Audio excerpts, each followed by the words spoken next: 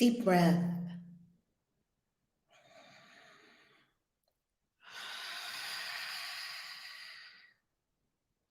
Still the mind. Mind like water.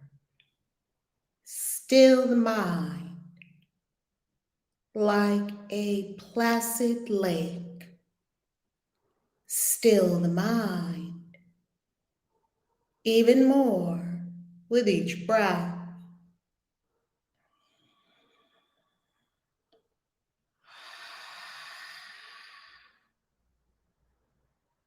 With each deep breath, becoming more and more calm.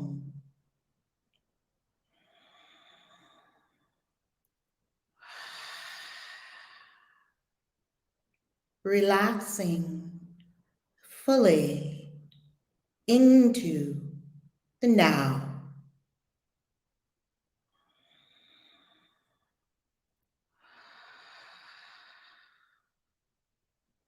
With each deep breath, allow any thoughts to float away like balloons, up and away from your head.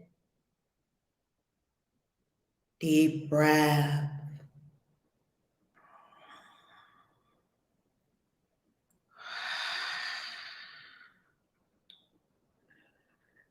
Allow yourself to be coated with divine love, clothed in divine love. Breathe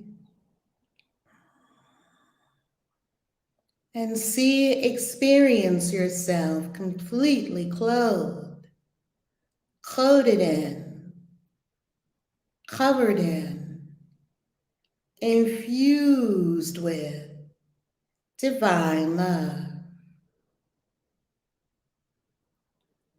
Divine love now circulating through the cells of the body temple. Divine love now penetrating the molecules, the atoms, the subatomic particles that have arranged themselves according to a pattern of information. Now, send new information by your intention of pure divine love. This is a soak in love, pure divine love. It is the energy of healing, health, abundance, prosperity, overflow of good, peace, like the tranquil mind, mind like water, a peaceful, placid lake, mind like water. This divine love penetrates, infuses, activates, catalyzes more of itself. It corrects all in the body temple that has received misinformation. It corrects and aligns all in the body temple with divine mind. It corrects, aligns, perfects all in the body temple so that it is the perfect adherent to the divine blueprint from which we are sourced.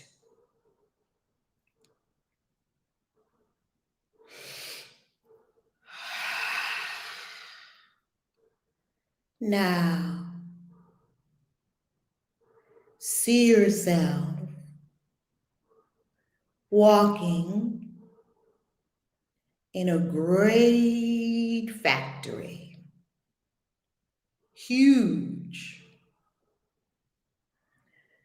And this factory creates your dreams from your certainty that they are already done. The raw materials of this factory is your certainty that it is already done. Vision in your third eye center, your glorious life. Envision. This is an inner vision. Envision your life as the perfect pattern, fulfilling that which you came here to fulfill, fulfilling divine potential, being great, accepting nothing less than magnificence. Now see yourself in the third eye, being this being now. What are you doing? See it clearly. What are you wearing? See it clearly. How do you feel? See it clearly. Have the vision clear in mind. Without vision, the people perish. We do not have something to look onward and upward to. See the vision of yourself perfected. See it clearly. Who are you with?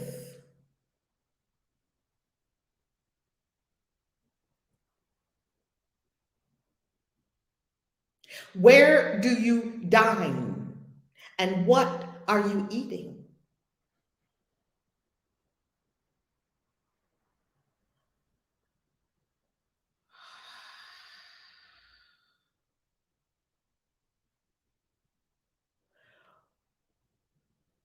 What does your day look like? You in your perfected life. Where do you wake up in the morning? See it clearly. The more clearly you can see it, the more vivid you can imagine it. Adding the fuel of the feeling nature to it, you are beginning the spell. It begins in mind. See it clearly. It will not come about by accident. See it clearly. What is the goal for your life? What are you to be doing with your life? What do you know within yourself you are here to do, be, have, to be, do, have? See it clearly. See with certainty that it is already done. The only way you can behold it is because it is a spiritual reality.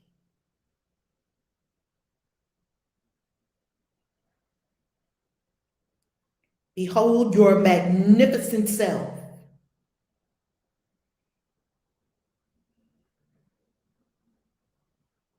Now see, this entire life, at the end, of an incredible assembly line in the factory. It's you creating this life, nothing to stop you, but you. Now hook yourself up to this incredible dream machine before you by allowing your heart to align with the channel, the conduit for creation. And this is an angelic factory with no machinery. Simply this dream apparatus. It simply makes your dreams come true. Yet you must feed it. You feed it with certainty, also known as faith, not blind belief. Certainty that it is already done. This is the divine will. It can't not be done. Certainty.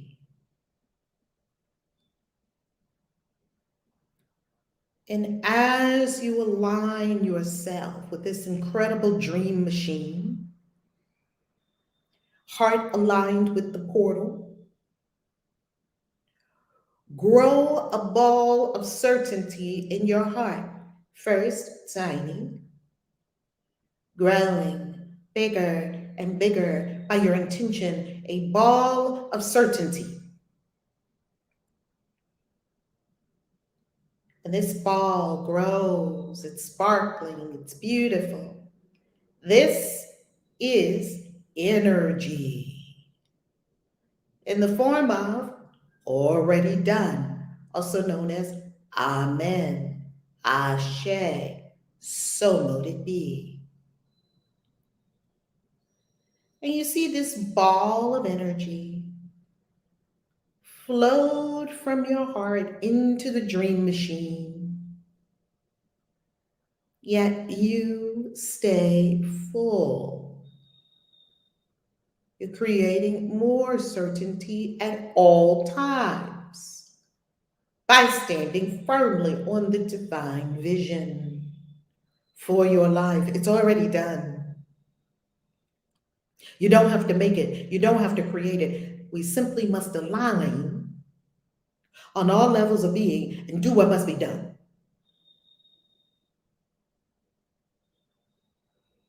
As you see this ball float from your heart into the dream machine, you see the dream machine accept this big ball of certainty. You're already done. Your calm composure, your confidence, your power. Now walk to the end of where the dream machine is forming out of your certainty, your faith, your knowing, your confident knowing, your expectation. See yourself at the end of the machine coming into form as you envisioned it. You see yourself first ethereal, then getting more and more real. You see the perfected you being formed right before your very eyes.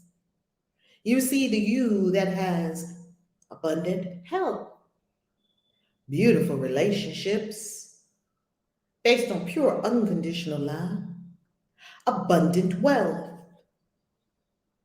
purpose, destiny, the work of your life's calling. You have it all. And this is normal. You are supposed to have it all. And as you see the real you, the dream you, God's dream of you unfold before your very eyes, you see that this you, the old you, becomes transparent. You see that as this new you is formed, this old you is dissolving. So you decide to hop your consciousness into the new you, making what is known as a quantum leap or a leap into a parallel universe, a parallel reality. Before you completely disintegrate as the old you hop your consciousness on the count of 3 into the new you. The old you is disintegrating. 1, 2, 3. Hop into the new you. Now, as the new you comes alive, you move around in the new you's body. You see that it feels perfect, not like the old body. And you look at the old you completely vanish. Energy transmutation complete and successful. And now, feel yourself as the new you.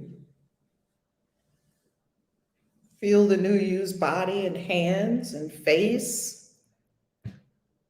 This is the new you.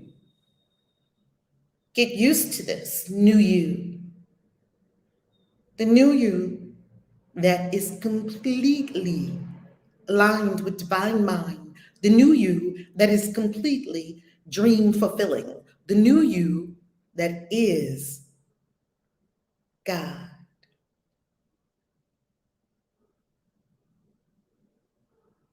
One with source and one with all. Now go forth, being magnificent, doing magnificent things, and having magnificent results, peacefully from a mind like water. Breathe. Get used to this new you and the new reality. You will see things change right before your very eyes because you are new. It's instantaneously at your command.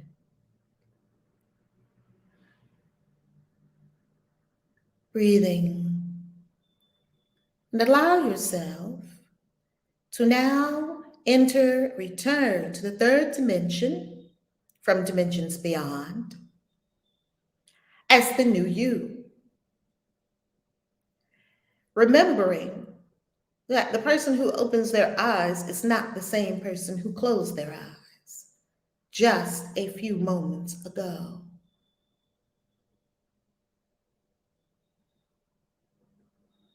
And now, as you are kind to yourself, loving with yourself, peaceful within yourself, mind like water. Open your eyes. Slowly look down first. Slowly raise your gaze.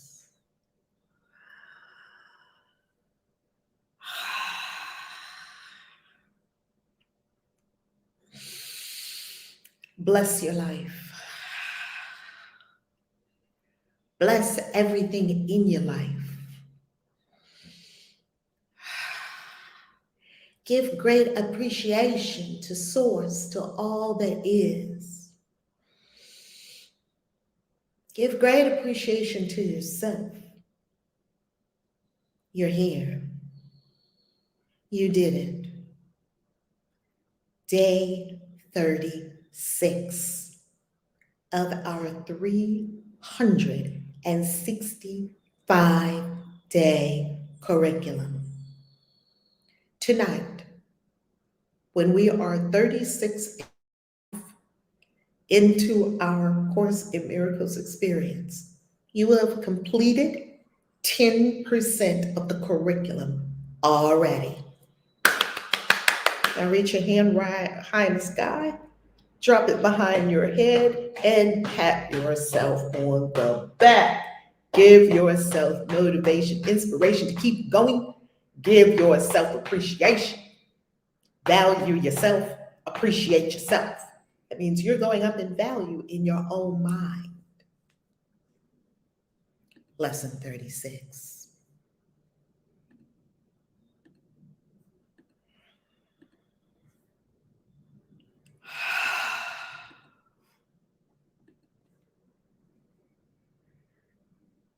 My holiness envelops everything I see.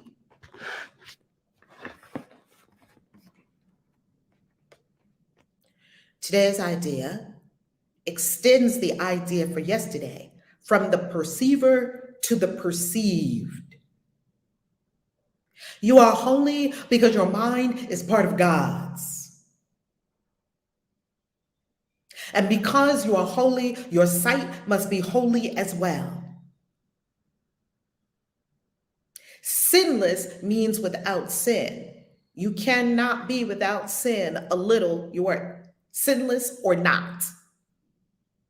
If your mind is part of God's, you must be sinless. Or a part of his mind would be sinful. We know that's impossible. Your sight is related to his holiness. You see, now that you know that your mind is part of God's, you're very holy. If you're very holy, you must be sinless. And if you're sinless and your mind is part of God's, that means you must be perceiving things that are holy. You'll be seeing holiness. Your sight is related to his holiness, not to your ego, and therefore not to your body.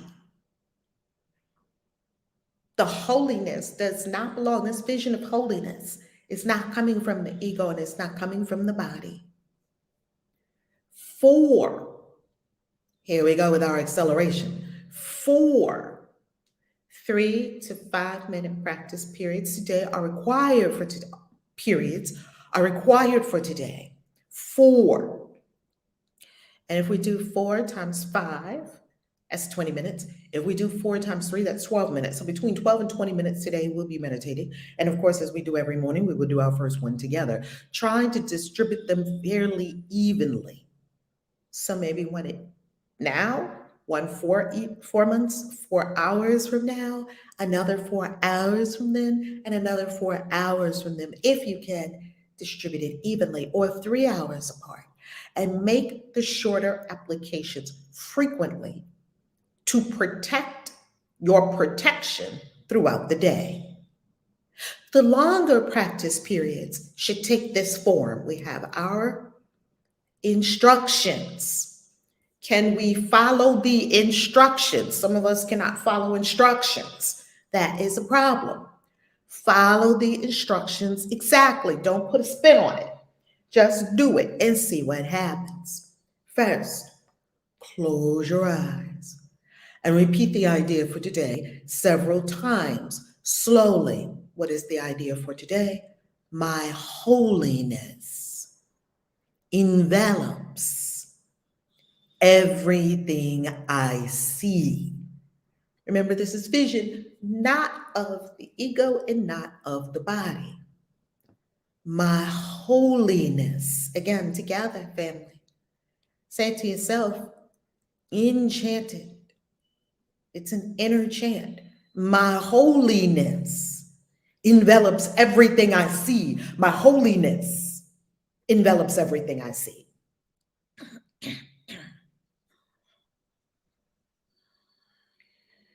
Then open your eyes and look quite slowly about you. Pardon me, I'm smart this morning. I bought some water.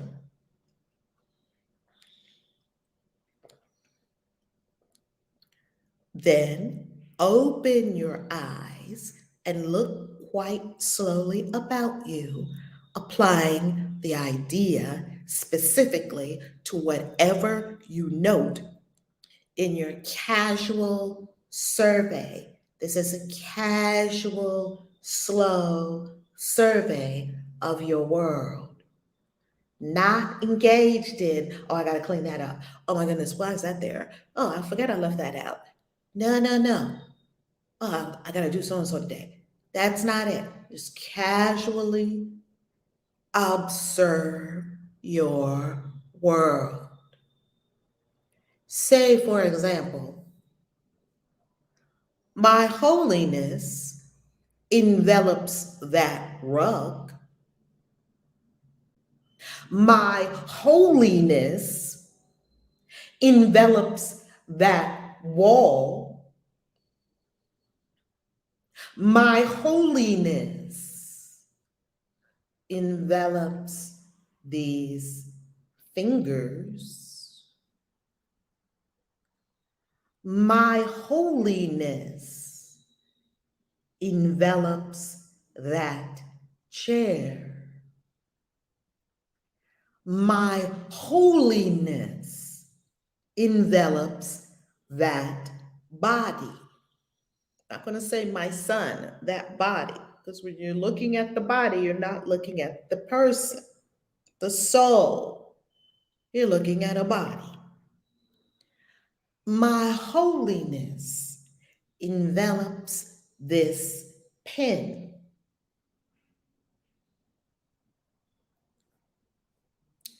Several times during these practice periods, close your eyes and repeat the idea to yourself.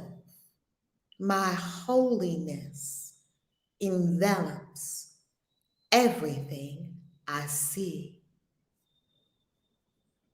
Then open your eyes and continue as before. So we're going to, following the instructions, first close our eyes and repeat the idea for today several times slowly. It is a lesson in calm serenity, patience. Slow it down. Then we're going to open our eyes and we'll look slowly about ourselves. And we're going to apply the idea specifically to whatever we note in our casual survey with our statements.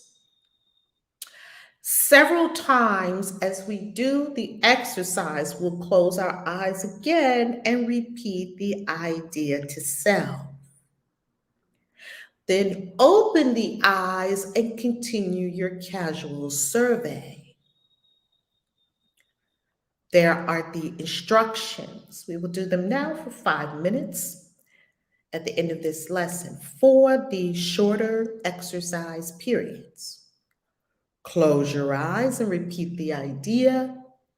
Look about you as you repeat it again, and conclude with one more repetition with your eyes closed. So it's a closed eye, repeat the idea, open eyes, survey your surroundings, repeating the idea slowly, close your eyes, finish with repeating the idea.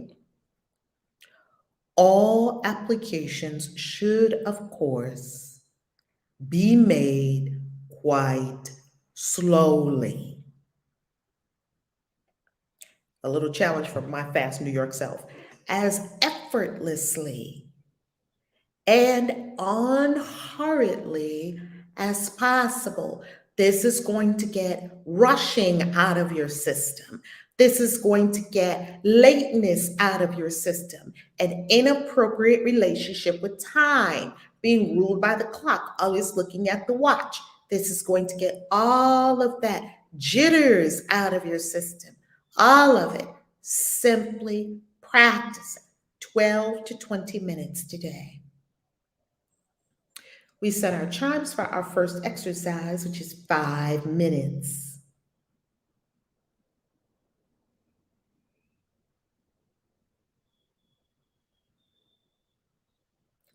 And begin. My holiness envelops everything I see. My holiness envelops everything I see. My holiness envelops this lamp. My holiness envelops that window.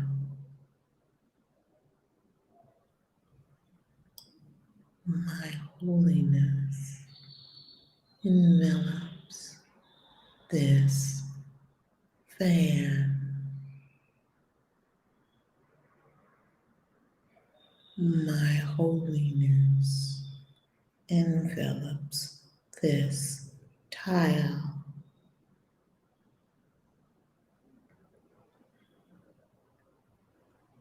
My holiness envelops this glass.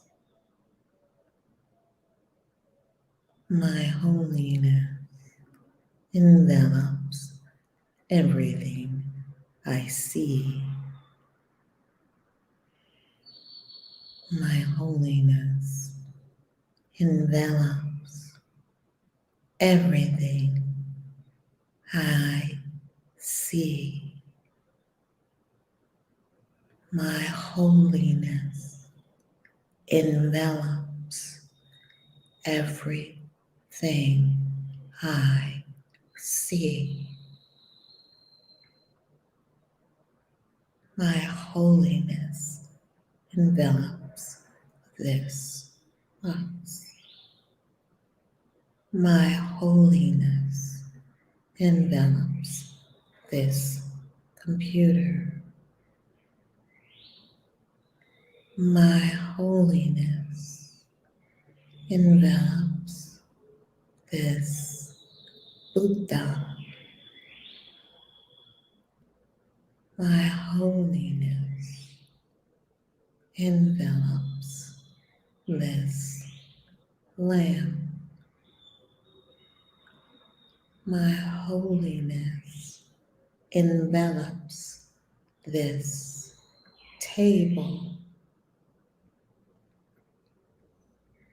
My holiness envelops everything I see. My holiness envelops everything I see. My holiness envelops everything I see. My holiness envelops this flag. My holiness envelops this light. My holiness envelops this door. My holiness envelops that wall. My holiness envelops that floor.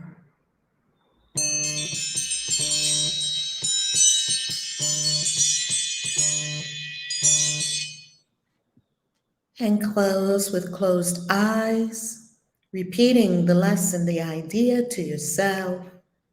My holiness envelops everything I see. Breathe. and embody the idea for today, remembering our mantra for the year. An untrained mind can accomplish nothing.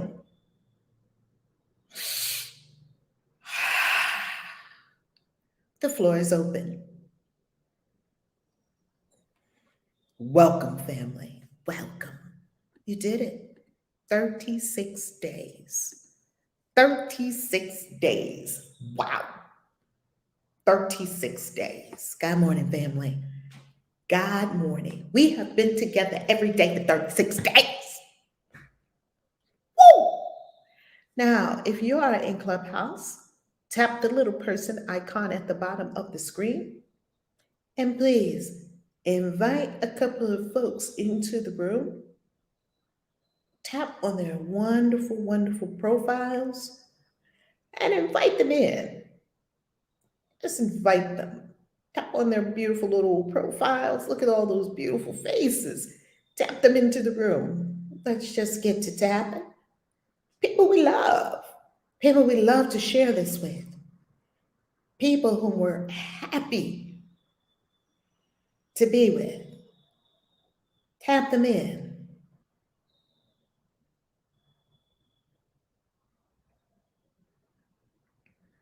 Tap quite a few of them. Just tap them on into the room. Share, share, share, share. Share the love. Share the love. All right. Let's begin. Floor is open.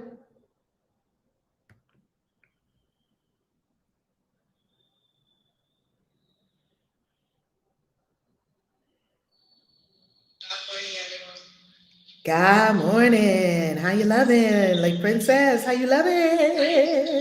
I'm gonna see you in a couple of weeks. I'm gonna see you in a couple of weeks. And you're gonna see me on Memorial Day weekend. Yay!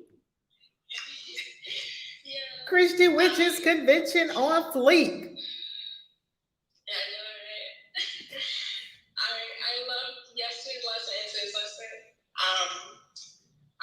I was trying to listen to it a little bit when I was working yesterday morning. I read the repeat, and I love how each of them are connecting and it's just like progressing into how like God is always within us every time, like 24/7. Like there's no on and off switch when it comes to God. And I remember something my counselor had told me, the Father is always in your mind. And when she told me that, I was like paranoid. I thought, oh, is he always watching our every move to make sure we don't sin or something? But I'm like, no, it's more of a loving place, actually, now that I think about it, because I don't feel like when I want to just segue into how when we mention the Akashic records, it does not judge when it keeps every record of sin and good. So I feel that even though God knows our hearts and our minds and every action that he feels that, or she feels, or that entity feels that we are his or her children, and that we will always return like to the promised land or wherever we've come from. I honestly don't know what happens after we pass, but I'm thinking of what to do as I'm here for my divine purpose. I've had a few like spiritual awakenings where I've like literally seen the world so differently. Like everything, like people's faces look different. Everything looks strange. Like I just felt so strange. I still feel strange just going to 9 to 5. And I just feel that I personally am still disconnected from God because I feel as though I am not living my full potential or my divine purpose yet. Well, the beauty of God of Source, is that you don't have to do anything. You don't have to do anything. right? Like I don't feel connected to God because I'm not living my purpose. And this is a common thought that we have. Yet source is not based on our doing. It's who you are. Source is who everyone is. Even quantum physics has proven this scientifically. Everyone's energy. You can't not be source. So our perception that we are separate from God is the issue that we are correcting in this 365-day beautiful mind correction. Yes? Okay. Mm-hmm. Okay. Because I take these notes every single day, and then I still hit my head against the wall. Like, why is this not sinking in? Why have I not seen anything yet? Why have I feel like every time I keep taking a blue pill almost, even though I red pill myself, and then I have this dark night of the soul and a spiritual. So here's what happens. Because evolution, it's beautiful. It's like a tree growing or a flower blossoming open. Like you're seeing things. It's changing. It's moving. Yes, because spirit is dynamic. Yet what happens that I used to do this all the time. I used to tell myself, "Is it happening yet? Oh man, it's not happening yet. I don't think it's happening yet." While it was happening, yes. Yeah, because I think I keep putting a dollar value to it, and that's probably why I'm still like, oh my God, I still cannot make money in my sleep. Oh, well, money is not at all connected to the using money as a barometer to see how well my spiritual practice is working is not a good idea. Because sometimes when you get close to the spirit, you actually get poorer in physical money before you get richer. Sometimes things get stripped away before you advance. Why? Because those old structures were built on an egoic mind. They were not built on the firm foundation of source. So they have to go. Some people, the angels told me one time how it works. Make a fortune, lose a fortune, make a fortune, lose a fortune, make a fortune, keep a fortune. Make a fortune, lose a fortune, make a fortune, lose a fortune, make a fortune, keep a fortune. And I thought, well, why are we doing all that? How come we don't just make a fortune and keep it? Because almost no one does. Almost everyone who's wealthy, who is financially free, they had many quote unquote failures. They went all the way down into the pit. They lost everything, sometimes more than once. And they built it. They said, well, if I can build it one time, I can build it again. And they built it again. So we cannot use money as a barometer to measure spiritual growth. Is that helpful, Lake Princess? It is, but it makes me sad. I really don't want to go through that pendulum swing. I want to prevent it. Well, here's the beauty of it. It's not a pendulum swing. It's the natural unfoldment. And why does it happen this way, family? Why does it happen this way with everything we desire? Relationship. Why do you get these dysfunctional relationships before you get this incredible relationship? Because the second you ask for something, it's a yes. The universe says yes. Then it doesn't give it to you. It doesn't give it to you. The universe is not here with Santa Claus and you. Just hand it out, big old gifts. Oh, here's all your dreams. That it doesn't work that way. You have a curriculum for that thing so that when you complete the curriculum, the thing will appear before you and you will be able to maintain it without effort. It will be effortless. Now, I see a lot of people try to shortcut this system, including myself. I was looking for the shortcut. I was looking for the magic juice.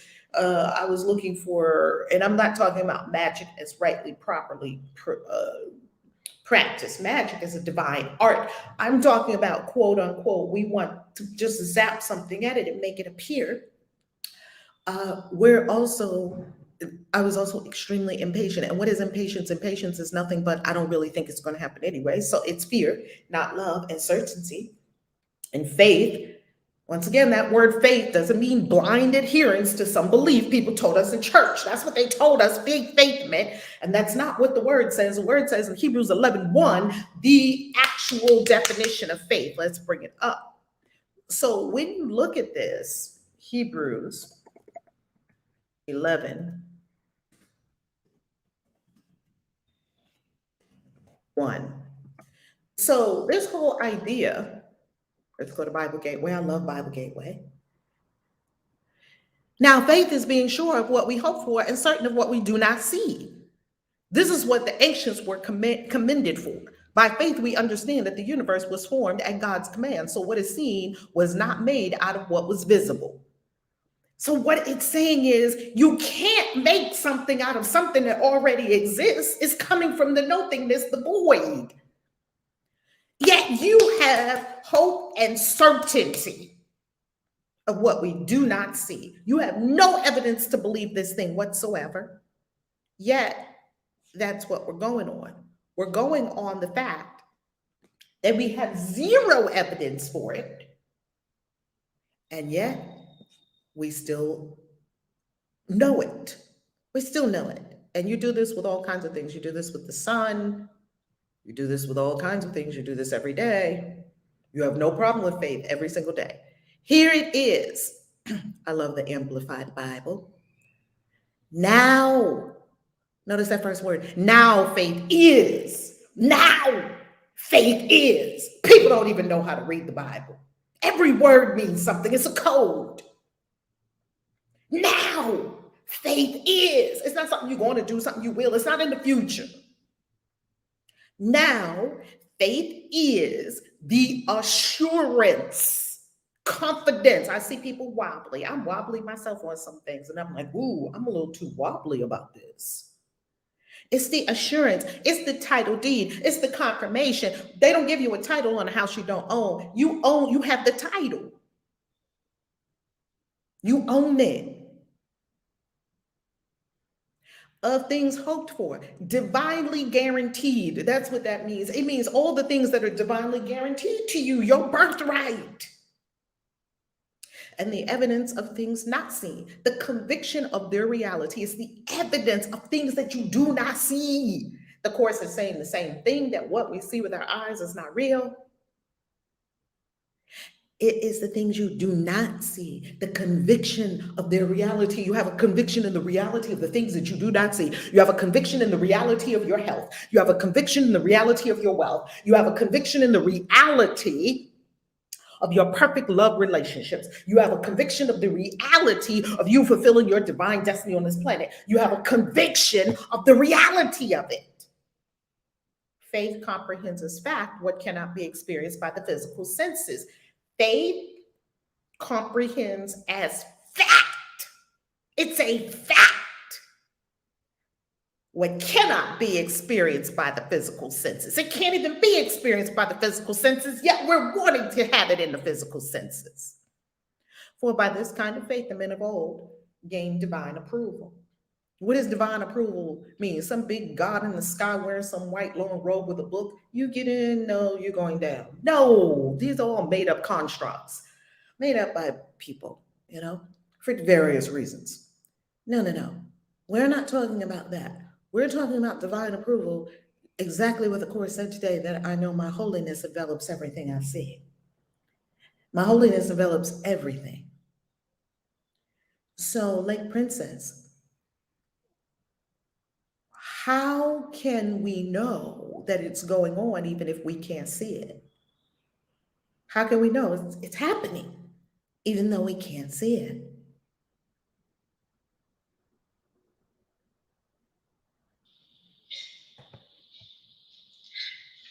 I see what you mean, because even my godmother has mentioned that verse to me about having faith in God. I love that verse, but I've always been hammered into the other one. Boo, beautiful boo, beautiful boo, beautiful queen. There ain't no but. There ain't no but, right? Remove all your ifs, ands, and buts. Just remove them and say, you love that, and your grandmother has been sharing it with you. And what? There is also a verse that says faith faith without works is dead. Right. Isn't that conflicting each other, or it's not necessarily a conflict of Bible verses? Excellent question. Excellent question. This is the question of a soul seeking. This is the question of this is a mastery question, because this is what how does this work? You can see that this is not a challenge question. Well, I don't know. This is a question of seeking. You can tell the questions that get us somewhere. That is a beautiful question. Now, the faith speaks to what consciousness must I help me with this, Holy Spirit? With what consciousness must I do this thing? Give you an example. And let's do an earthly example, because this is what I experienced in my life. Sales. I love sales. I love sales because to me, sales is solving problems for people, and people pay you to solve their problems. I love it. Well, when I would go to different places, I was a salesperson at many different places, and I was always on the top of the charts with sales because I love it. A lot of people secretly don't like it. Well, one of these places was an office supply. I used to sell office supplies way back in the day. This was before American Express. And why is it? And I had a teacher. I had two people that helped me. One was, I won't say their names. One helped me develop as a businesswoman. He was an incredible mentor.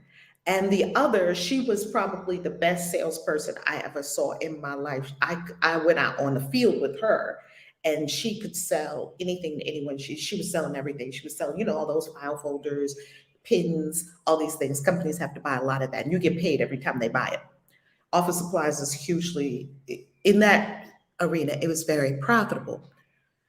Why is it that at that office supply company, you had one or two or three people, let's say you have 20 salespeople. You have one or two or three salespeople at the top. This is everywhere. And you have all the rest of the people. You could take the five, it's the Pareto principle, the 80-20 rule.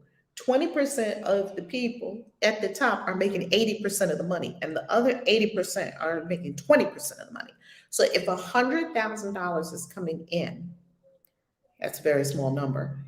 The top, and let's say there are 10 people, the top two people are making 80,000. The other 8 are making 20,000 combined. We just want to put it in numbers so we get the understanding. Why? If you ask all these people what they're doing, some of them, we would go out on the field with them. Some of them were working. They would go to every door. They would knock on the door to the office. The office would be like, get out of here. Call security, get this person out the building. Because we had to cold call. We would just go knocking on office doors. Basically, just show up at an office and say, hey, where do you get your office supplies? We had a whole spiel how we started the conversation, right? We had tricks and tips on how not to get caught, how not to get kicked out by the building security and all that stuff.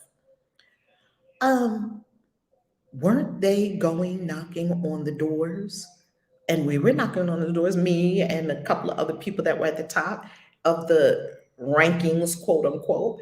And the person who was training me, we were at the top of the list, not better than, get that out of your mind, simply producing. We were in the 20%, producing 80% of the revenue. And there's this whole long list of people. Most of the people, an overwhelming majority of the people, were not producing to the level that these top. So that's why we make such a study of what are these people doing. You will find they're doing the exact same thing the other people are doing, because there's only one thing to do.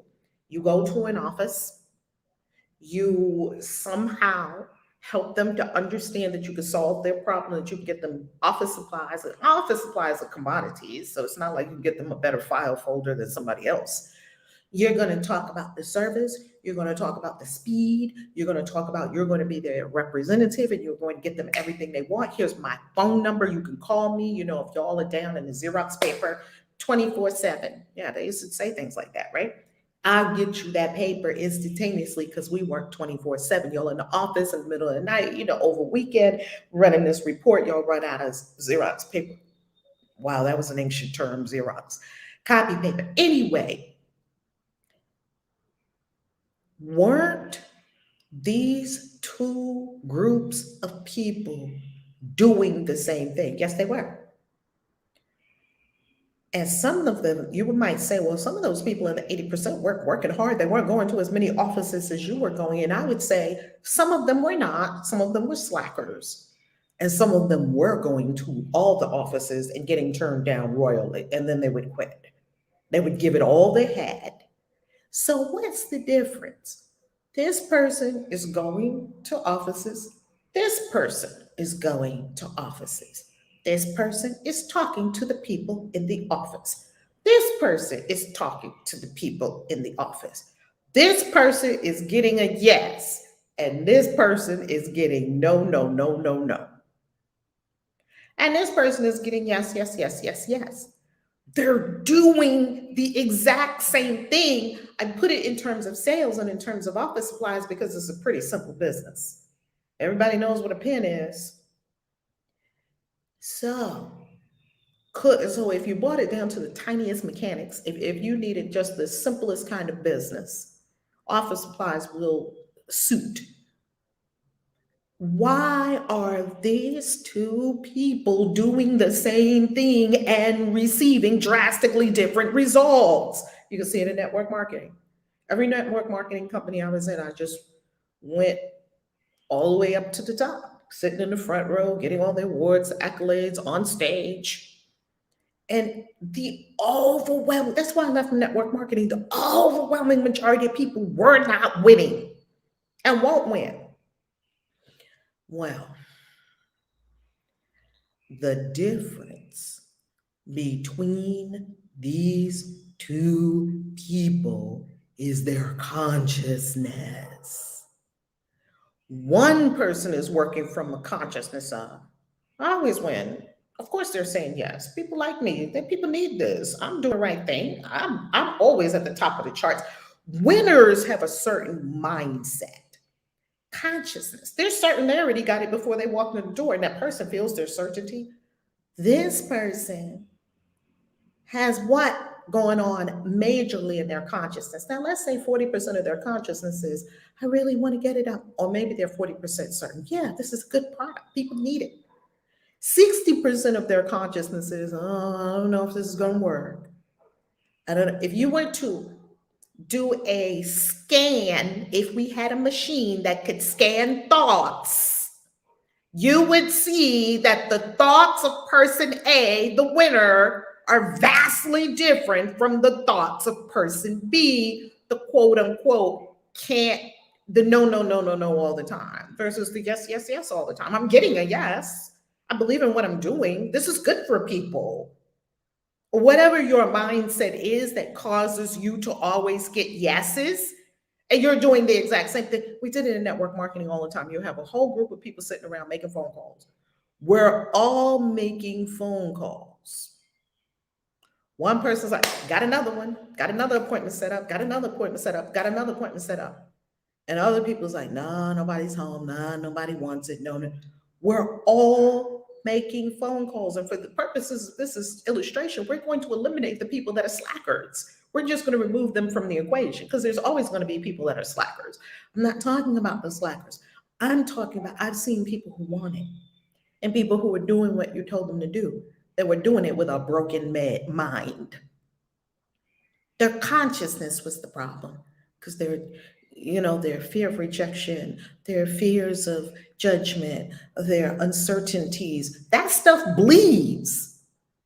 You get a confident person walking in the door, you already know, you already relate to them differently because they're bringing the confidence. We don't relate to everyone the same. And we don't relate to everyone according to money or social status. And we don't relate to people. We're first and foremost energy beings. You're relating energetically to everyone first. Reverend Michael Bernard Beckwith says that everyone's first language is energy. You're relating to people according to the energy they're putting out. And that's first and foremost, that's picked up by your intuition before anybody ever says a word. Is this helpful, like Princess? Yes, you brought me right back to when I used to do field sales and telemarketing. Oh my God. It was really helpful, like, because I would always be the one barely scraping by with sales on the phone, or I did field sales with both on the phones. It was like so much work. I would get the yes, but they weren't qualified to get the phone. I get the yes on the phone for like this product, but they weren't qualified. It was like a lot of, like, I'd always get those things. And then when you're saying it's the consciousness, I'm like, I was very sad at that time. I was very scared to make money. I was scared of losing my job. I was scared my father thought of me. I was worried about what everyone thought. I didn't want everyone to think I was a failure. So maybe that was bleeding into my work, that desperation to prove my worth to people led to me not succeeding. So I'm like, yo, that makes a lot more sense why I was dealing with that crap. I love that Spirit gave us the sales example because I never know why it gives us certain examples. I just go with what's coming to me. And the sales example, you can relate because you were one of the people always receiving receiving this experience of why am I getting no's? And you're doing the same thing that other people are doing. And we really seek to lift everyone and know that everyone can be a winner. In network marketing, they put all these winners on stage. Look at them. Oh, look at that person. It's really a form of worship. It really is. Because you sit in the audience looking, wow, I wish I could be like them, knowing it's never going to happen in that environment. Because that environment is rigged. It's rigged for certain people to win and certain people to fund the people who don't win. If you're not winning in network marketing, you're funding the proposition. If you're getting little checks or no checks, you are funding it. Just like YouTube. I pay YouTube every single month for YouTube Premium because if you are not paying for it, you are the product. You're not paying for Facebook, you're the product. You are on the store shelf. Just sit with that. Beautiful. Kristen. Oh, absolutely. Like Princess, I love your questions. I love your unfoldment. I love it. Keep going. By day 365, we're all going to be walking on water like our big brother. I might be glowing. I might be glowing red or something. Girl, you're going to be glowing. You're getting your glow up. I love it. I love it. Hey, Kristen, how you loving? I am loving love, grand rising. Good morning. I too can relate, like Princess, in regards to sales. I used to sell life insurance with a network marketing company, and definitely can attest to the fact of like I went with more of an ebb and flow. It's like I'd have really confident moments, and I could see that's when the results would happen. And then, start slipping into doubt again. Well, that's where, my team fell off and they weren't producing as much. And then up again, down again, up again, down again. So I know that comes with consistency. And like we said, that's just a sales example. But even in life, all around, I guess that's the earth school, is the consistency. Practicing getting back into alignment with source and understanding our true nature, and that our holiness envelops everything that we see. And so, I just wanted my share was in regards to the meditation, which went straight into the lesson about what we see, within our mind and what we can hold in our mind's eye. My husband and I were having this conversation last night. Now we were listening to your podcast about the two gods of the Bible and just talking about consciousness and basically our perceptions. But anyway, in regards to meditating and really holding that idea in mind that we're only, I think it's like 1 or 2%, basically our physical bodies is a really low percentage of our overall energy. And so going back to the mind, and if we concentrate on the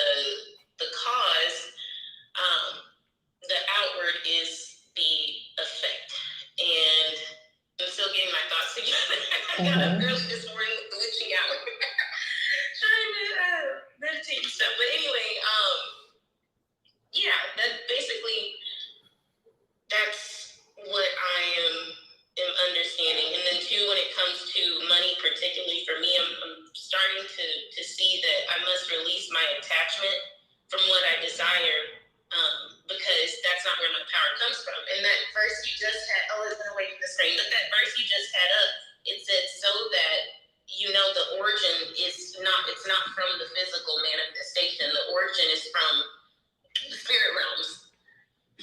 Yes. But yes. Continue, I'm agreeing. That was pretty much it. I'm processing out loud. Let's see. Yeah, by faith we apprehend that the worlds were framed by the word of God, so that that which is seen should not take its origin from the things which appear. And so, in regards to money, for me particularly, and at this point, I'm feeling a sense to be quiet and listen. I feel like there's a I'm missing a point here. Like I'm starting to get there, but I'm missing a point, and I'm trying to see how I should phrase my question.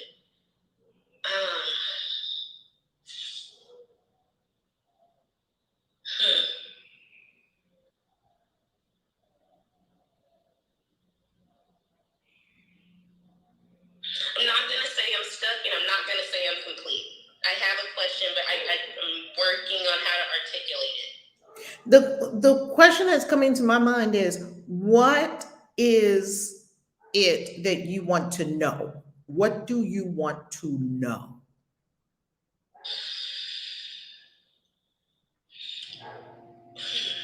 I want to know how to get from the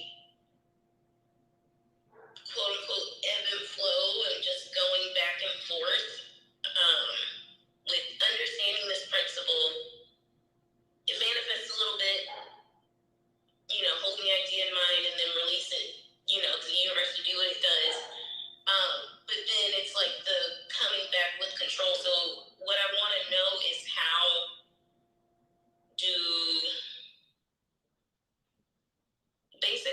do I overcome that?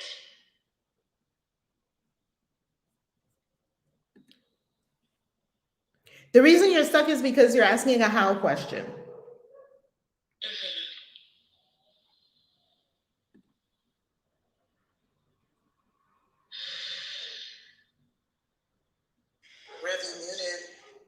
Oh, I was listening for here's the deal. You're always going to get stuck when you ask who, how, why, when, where. You're always going to get stuck when you ask those questions. Your only job to make it crystal clear, because I love things to be crystal clear, your only job in manifestation is the what and the why. What do you want or desire, or what are you creating? A beautiful mansion. Why? And why? The universe is not asking you, well, why do you want that? We're not talking about the why in that sense. You don't have to prove why you want your desires. You don't have to prove, you don't have to be worth it or whatever. All that's lower mind constructs. The why is the infusing of the power, because the why is the intent. Why do you want this? I want it so that I can create a retreat center for people to come and create a healing space, create a space of love. You see, this creation is an expansion of love. It's source expanding itself. And the universe knows if your why is really your true why. Or you could say, because I just want it, and I want to walk around in 23 rooms, and I want to experience luxury, and I want to. Steve Harvey did that. He said, God, I want to be rich just because I want to see what that feels like. I already know what not rich feels like. Well, what does rich feels like? I want that. Just so I can have that experience. Okay. The universe is not trying to make you worthy. You don't have to prove your worthiness or prove the validity of your desires. Those are all human things. That's all you have to know. What do I desire? Ascension. I want to be God. I want to know. That's my whole jam, right? I want to be God. Can I be like Christ? Can I walk on water? Command the elements? We already know we command the elements, but we kind of do it sometimes and kind of not. Yeah, I want to be a Christ walking on the planet and then just raise up and just be God, like fully knowing I am the Father I want. Like that's my number one jam. Then, of course, I have the four square of life from Florence Scovel Shinn. She had a good map. I was like, I like that. I'll use that. The four square of life in the book, the game of life and how to play it. First square, we'll call that one love. That's all your relationships, your relationship with yourself, number one, all your boo, all your family, all your friends, love. Second square, second quadrant in the square is health. A healthy, vibrant, sexy body, flexible, doing what you wanted to do, full of energy coursing through you. You can do all the things with your body that you desire to do. Third square is wealth, abundance, prosperity, overflow of divine energy, resources, commanding resources, as vast as you require for the life you desire and for what you are doing. And fourth quadrant is not in order of importance. They're all important. They're all indispensable in my life. Fourth quadrant is purpose or happiness. Like, what is your purpose? What is your destiny? What is the divine unction for you to do? Because that's the thing that's going to just really bring you tremendous fulfillment. So that's the fourth square of life. So when Florence Cole Shinn said that, I was like, wow, this book is dynamite. If you don't have that book, please get that book, The Game of Life and How to Play It. It is fundamental. When I say that this book is fundamental, it's like reading is fundamental. You must read this book. You have to. If you want to know about how do you play this game of life. What'd you say, Queen Vashti? How you loving? Good morning. Well, I was going to say you can also listen to that on YouTube. I do often. All of her books are on YouTube, and you can hear them if you're getting rest for work. Just to hear the hear the stories that she talks about and just the affirmations that she gives. They're nice to listen to them in the morning while you're getting dressed until you get your book. I love that. I sometimes forget that all of these classics are on YouTube. Now, remember, only get books that are out of copyright on YouTube. Okay? Don't violate the copyright because if you steal somebody else's stuff, if you consume stolen goods, people are going to steal from you. So these books are out of copyright. So The Game of Life and How to Play It is no longer copyrighted. It's now what they call in the public domain. Like if you wait 80 years, I think 80 years later, all my books that I've written will be in the public domain and nobody has to pay for them at all. They belong to the whole world. So her books are like that. So they belong to the whole world. So go on YouTube and listen to them as Queen Vashti offered. Do not do that with books that are still in copyright because you're just participating in stolen goods and that's not going to turn out good for you. It's energy. Be happy to pay for things. I'm so happy to pay for things. I love paying for things. I love buying things. I love paying for things because then I know I paid my dues up front and it's not going to be exacted from me later in a surprising way. I don't like surprises in that fashion because I didn't pay my dues up front. I like to pay my dues because then I know I did what's required to have it and you maintain it. Now, and you don't have to worry about karma and things like that. Now, if you listen to Florence Scoville Shen, going back to our principle for today, my holiness envelops everything I see. Faith is what brings things from the invisible into the visible. See, they never told you that the manifestation code was in Hebrews 11, 1 to 3. There was also a manifestation code in John 1, 1, in the whole chapter of John, the first chapter. They didn't tell you that. So now you're reading the Bible according to what they told you it means. If somebody tells me what something means, I'm going to say, thank you for sharing your opinion. That's all it is. It's an opinion. It's just an opinion that a lot of people hold. It's just an opinion. People made it up. I'm going to go and I'm going to determine for myself what it is. And that's what I would offer that everyone here do too, if you desire to be free. Now, if you are clear in your what, that's why we did the meditation this morning. Get super clear on the what. What is it? I'm super clear on that what. Be on stage, 8,000 people. I'm very super clear on that because I know I'm made for the stage and I used to speak on stage all the time. I love it. That's my jam. I'm North Node in Leo. I'm very clear. I see it. I see the people. I see us vibing. I see it. Audiences. Me with audiences. I see the books, writing the books, signing books at big, huge book signing events, signing the books. Oh, I got the God books. I see it. And why do you want it? You know, you've got to ask yourself that. The universe is not asking you that. In other words, why do you want it? Will cause you to evoke from within yourself your true intention. I want this because I know this is what I was born to do. I have to do it. I have to see what it's like. It's an adventure. You know, these are all expansive qualities. I've never done it before. Let me see. I've spoken to audiences of 1,000, 1,500, somewhere around there, right? I've been in speaking contests and things like that. Got lots of awards for speaking contests, all of that's beautiful. That's what I want. And the universe says yes. Why would the universe say no to you? There's not one reason why the universe would say no to any one of your desires. And do you see that this will cause you to stop going for 50 things and narrow it down to 4? No one can go for 50 things. You have too many competing. We've already had that in one of our previous course lessons, that you have too many competing goals, and that if all of them came true, you would be happy in some and disappointed in others because they're competing. The 4 square of life is not competing.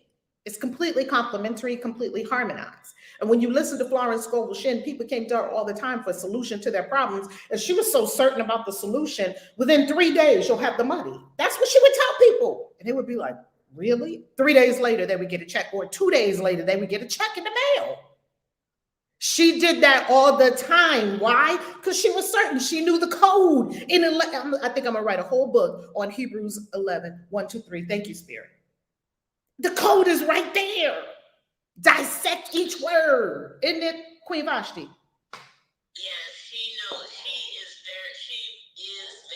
was very good at breaking it down, and the confidence and certainty that she had about, oh, you're gonna have it, with no issue. Do this, and they had it. And yeah, she's very certain. She knew the code for sure. And she's very plain. She doesn't get all, she's very plain in how she says, how she interprets the Bible. Very, very good.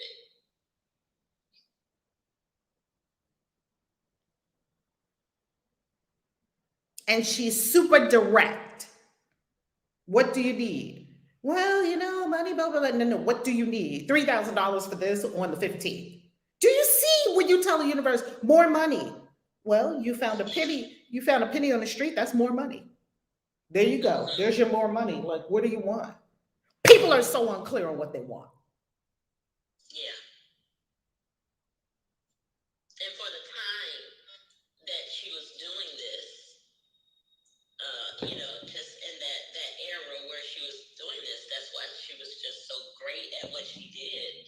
Because being a woman first, and then, she would help men and women. And it was, I don't know, I don't have the right words to say this morning,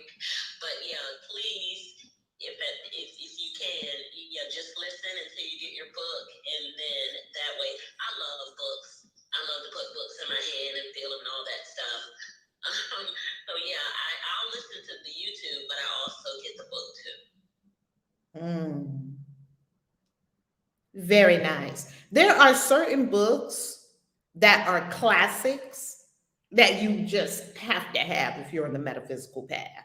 This is one of them.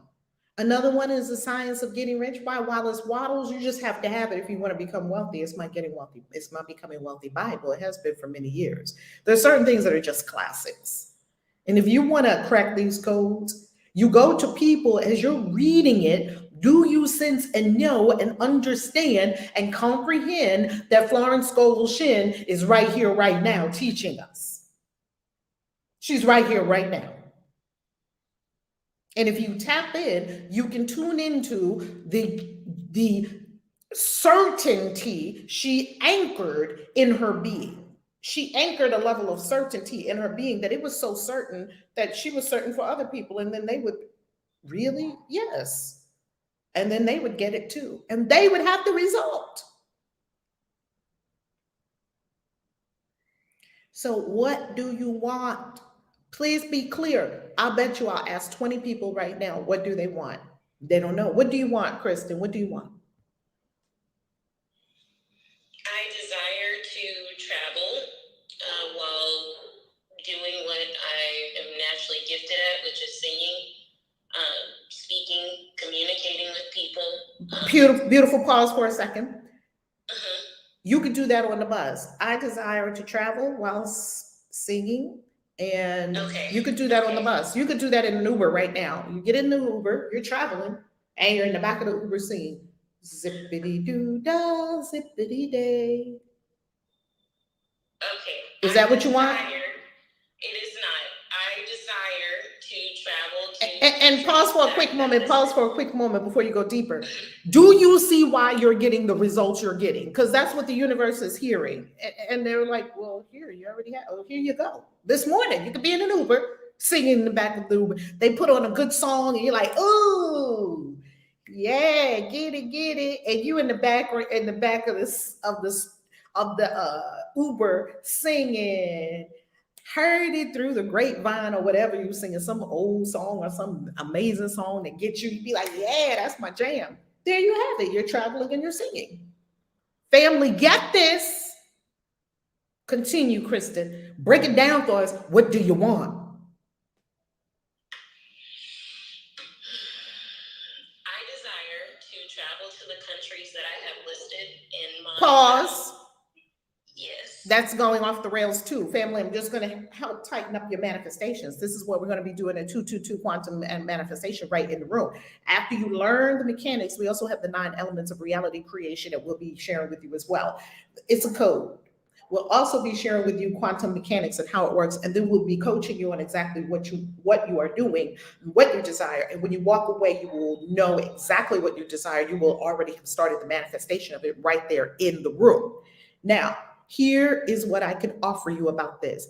I desire to travel to the countries that I have listed out. Would you like to up-level that? Yes. Global travel. Okay.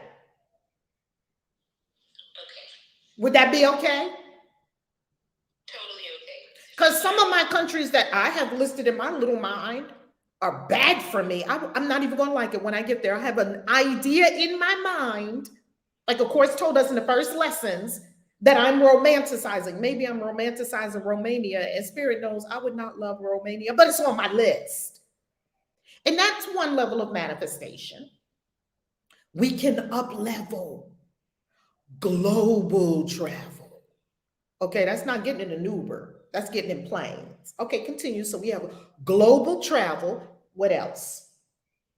Global travel.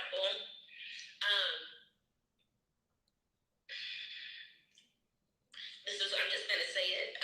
I want to have the most fit body doing Brazilian Jiu-Jitsu, boxing. Pause. Pausing. Yeah, pause. I like this because it's revealing something about how you manifest. I like this. You're doing the how. You're in God's lane. What are you hearing? What happened just now when you said, what happened? Because some of the things that are in my mind and like in my list or whatever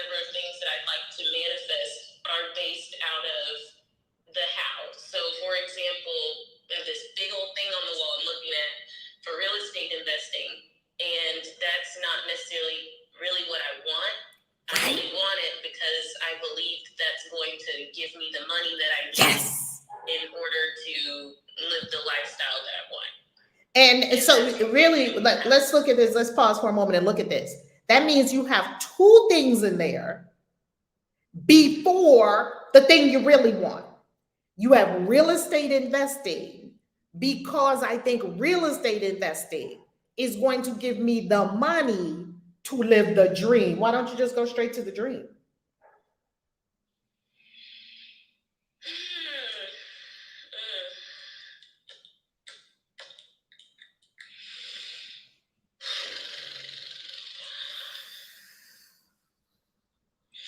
I guess that's the faith part, is like my brain goes back to the how and the conditioning of what, taught in church. Is like, you don't work, you don't eat, you got to do this before you can have that. You have to struggle in order to have success. I love this. That's not true, so that's why I'm crying, because deep down I know that's not true. Yes, you absolutely know it's not true. And what I love about this is, Kristen, you are now aware of a major block to your manifestations. I think I have to earn it. I have to make myself useful, which is a worthiness issue. By the way, I had it.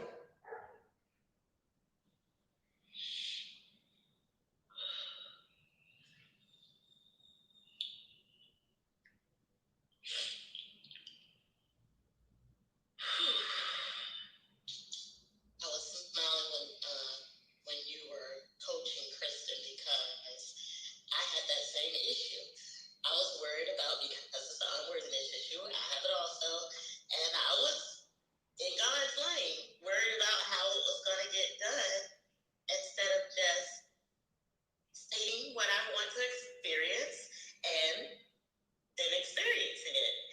And I'm still working on that. But now I see that I manifest quicker when I get out the way and just let spirit do it, instead of worrying about all the other things. But it is a constant reminder, until you get it fully, in your consciousness, that I don't have to earn this.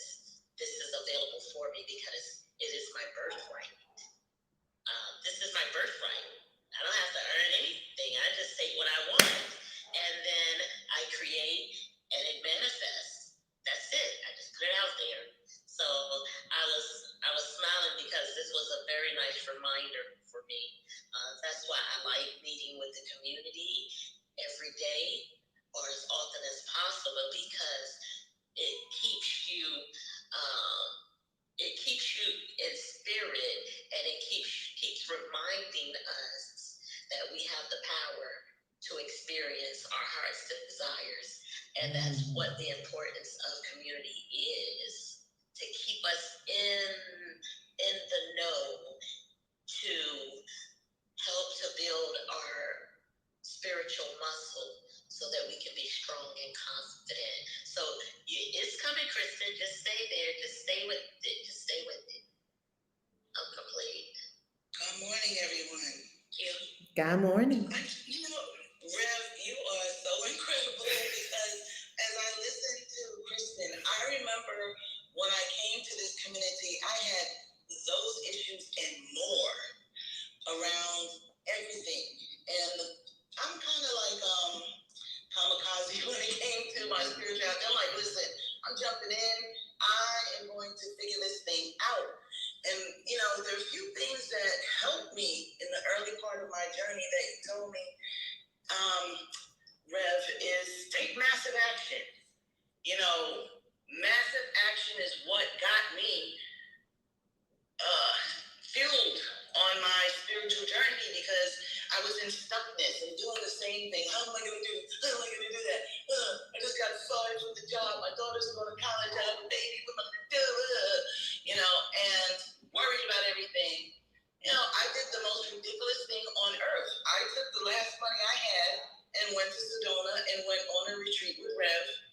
And it just dawned upon me that if this is going to be, it's up to me. And I could go back home and cry, or I could take massive action, which is what I did.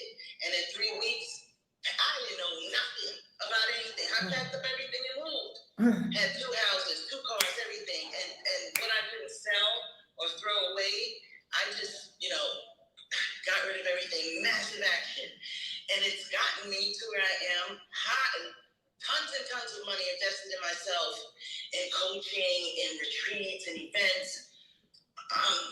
Just because I had to get out of my own way, and I was willing to do whatever I had to do. And part of it was understanding everything that you all are saying here. It's a mindset. Your mind, it's you change that and you change everything. And you change that, for me, it happened with massive action. I couldn't say, well, I want to do this and I'm going to get there. I had to just do something so ridiculous, so crazy, that it changed my entire trajectory. And I say this to you because I have no job. I work nowhere. I travel wherever I want to go. I do what I want to do. How does it happen? Because I'm on a different vibration, because I'm no longer in the mindset of, I need to, Rev said, if you want, praying for money is like praying for eggs and butter when you really want cake. Pray for the cake or whatever, manifest the cake. You want cake, why would you ask for butter and milk? So when she said those things, I'm really analytical. We are air signs. So it hits me in the intellect, it makes sense, and then it drops down. Rev always says, drop down to your heart, get it below your neck. And when it sunk into me that having is the same as wanting, everything that I have, I wanted. If I didn't want it, I wouldn't have it. So everything in my life now, I want. Because I have it. That's the evidence. And so there's so much hope. There's so much. I know Rev, she loves this stuff because, you were at the beginning and I cried a lot. I don't know. I cried constantly because it was just releasing of that egoic grip on my life. And it was just bye-bye. And my life is just so totally different. And I can't really explain it other than it's what I want. And so I have it. And you come into the 222, you're doing all this stuff, you're doing the right thing, apply it. I was just really crazy at it. I just did what Rev said and just understood the principles. Not I did what she said, I understood what she was bringing out, and I was just crazy enough to do it. And I did it, and here I am. And you are just in the, you can do the same, you can do even better, you can do whatever you want. You have to understand the principles that unlock, as Rev said, the code. Well, you have to understand that things happen in order. I think that's so funny when Rev said, "Oh, you want the same God?" Man, listen, I used to say the most ridiculous things and try to manifest it, and it didn't work because it was just not aligned with law. It's not aligned with universal law, or the universe was confused, didn't know what I wanted because I wasn't clear, I wasn't specific. I don't even have to be specific. Like Rev says, the only job you have is to know what you want and why you want it. And my what used to be so crazy, like I want this, I want that. Now, you know what I want? Peace. I already have peace, love. I already have love. These things are important to me. Not money, not global travel, even though I traveled around the world. My peace of mind, the ability to do what I do in comfort, not in stress, that's what I want. And why do I want it? Because I deserve it. And that's it. And I'm complete. Fascinating. You on one today, boo. Thank you, darling. Preach. I love it because, I'm not quite where you are yet, Queen Hadassah. I know that I'm going to be there because if I spot it, I got it. And you're in my immediate circle, so I know I can have it. And I manifested our relationship into my life. See, all of this, you're doing it. Everything you see, you did. And that's the thing that we have to get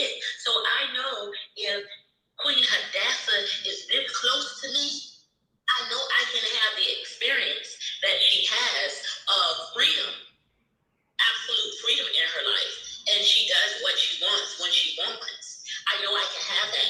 If I'm this close to Kaisi, coach, I know I can have the experience that she's having, you know, in my own world, because it's close to me. And I know why it's close to me. It's close to me because that's what I want. And spirit is showing me you can have all your heart desires. See these examples of you. See these reflections of you, because they're simply reflections of me. We're all reflections of each other. So if you're in this space, you're in this space because you have a desire, and spirit is showing you you can have whatever you desire.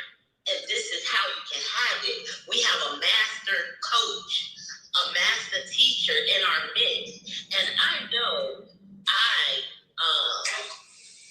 definitely, because when I saw Coach on YouTube in that car talking about why Black people don't have money, I always bring that up because that was the first video I ever saw of her. And I was like, who is this lady sitting in this car with this coat on? Who is she talking? And I just binge watched her videos, and I was like, I gotta get next to her. And I'm next to her. You can look on the screen, I'm right beside her. I got next to her because I had a strong desire to get next to this person because I knew she had something that I needed. And I had to get next to her no matter what the cost was. And that's what I did. I mean, you know, it took a little, we had a couple of little hiccups in our meeting process, but I didn't care. I was like, I'm going to do whatever it takes. Okay, you want to reschedule? Okay, no problem. I'll reschedule. Whatever it takes. Do I got to pull off the road in this FedEx truck to talk to you for 30 minutes? It's going to put me 30 minutes behind? I don't care. I'm going to be 30 minutes behind because I know there's something more. And I no longer work in FedEx. So, excuse me, I have a little thing. But, yes, if you're showing up in the room every day, you're going to see changes. You have to, because you're in the midst. You're going to. But if you want to go deeper and you want to move things along faster, like Dr. B. Queen Hadassah stated, you have to take massive action. And Coach teaches us that. You have to take massive action. You want to see massive change? You got to take massive action. So spirit is going to meet you right where you are. And if you want to move things along, you have the power to do all of those things with almost little effort. Just state your heart's desire and know within you that it is your birthright. There it is. I'm complete. I just want to say one last thing. For those on the stage, you all are in the room. You're in the right place. You're in the right place by attraction, by vibration. The ones that come every day that stay. Your lives are going to up level just because you're in this circle. Because this is the thing. It's vibratory. We're here because we're resonating. We talked about the G string. And Kristen, you were at the beginning. Trust me, I've been where you were. I know you're going to do it. I have 100% confidence in you and Lake Princess and everyone up here that you're going to get your big win, because it's possible and it's there. Keep going. I'm complete. Spoken like masters. When I met Divine Lady Ninhursag, she was jumping on and off a FedEx truck. I was amazed, really. You deliver, you are on the actual truck. This little lady. I was amazed. And then she was like, yeah, my knee is hurting. I was like, okay, do you want to do something different? Yes, I want to do something different. That's why I'm here. Do you remember that? I do remember that, yes, ma'am, because I was on when we had our very first conversation, you gave me all what I needed to do. You need to go to acuity, you need to set up an appointment, blah, blah, blah. And I was like, okay, I'll do it. And I remember I pulled into the Burger King parking lot, wow, and I talked to you for however long it took because I was on my route. and I was in a rural area, and I was like, I don't even care if I be out here till, old dog 30. It doesn't matter to me. I need to get my life. And yes, we talked for a good while, and I was in Burger King parking lot. I remember it. Yes, ma'am. And guess what they did? Oh, continue, Queen Vashti, continue. No, I was complete. I had a question. Blessings, beloved, one moment, because we are in order, and so we will absolutely come to your question. Yes? Yes, thank you for being here. One thing too about Queen Vashti, Queen Hadassah, Coach Michelle, Harmony, I can Sharon Fan, all of the beautiful clients that I get to serve over the years. It wasn't because of me. They did it because they wanted to do it. When the student is ready, the teacher will appear. They were ready. They wanted it. And you can tell people that want it. People that want it, they will do whatever it takes. They will get on an airplane. I will get on an airplane and go to India, Dubai, China, Hong Kong, Peru. I will take plant medicine. I will do whatever it takes to get my whole life. But some people are casual with themselves. And that's how they become casualties. This community is about mastery. First and foremost, self-mastery. Because if you cannot master yourself, how will you master your world? I saw these queens and kings go through incredible things. I saw Robert quit his job. I talked to Robert. This is an opera singer. I was like, you working at a hotel? Yes. I need to get out of here. Robert sounded like he had shackles on him. He came to my office dressed up with a suit. Robert came to the office. He was like, no, I'm coming to see this lady. We were like, Robert, the conversation is over the telephone. He was like, I don't care. Wherever this lady is, I'm going to see this lady. It's like what they told Christ.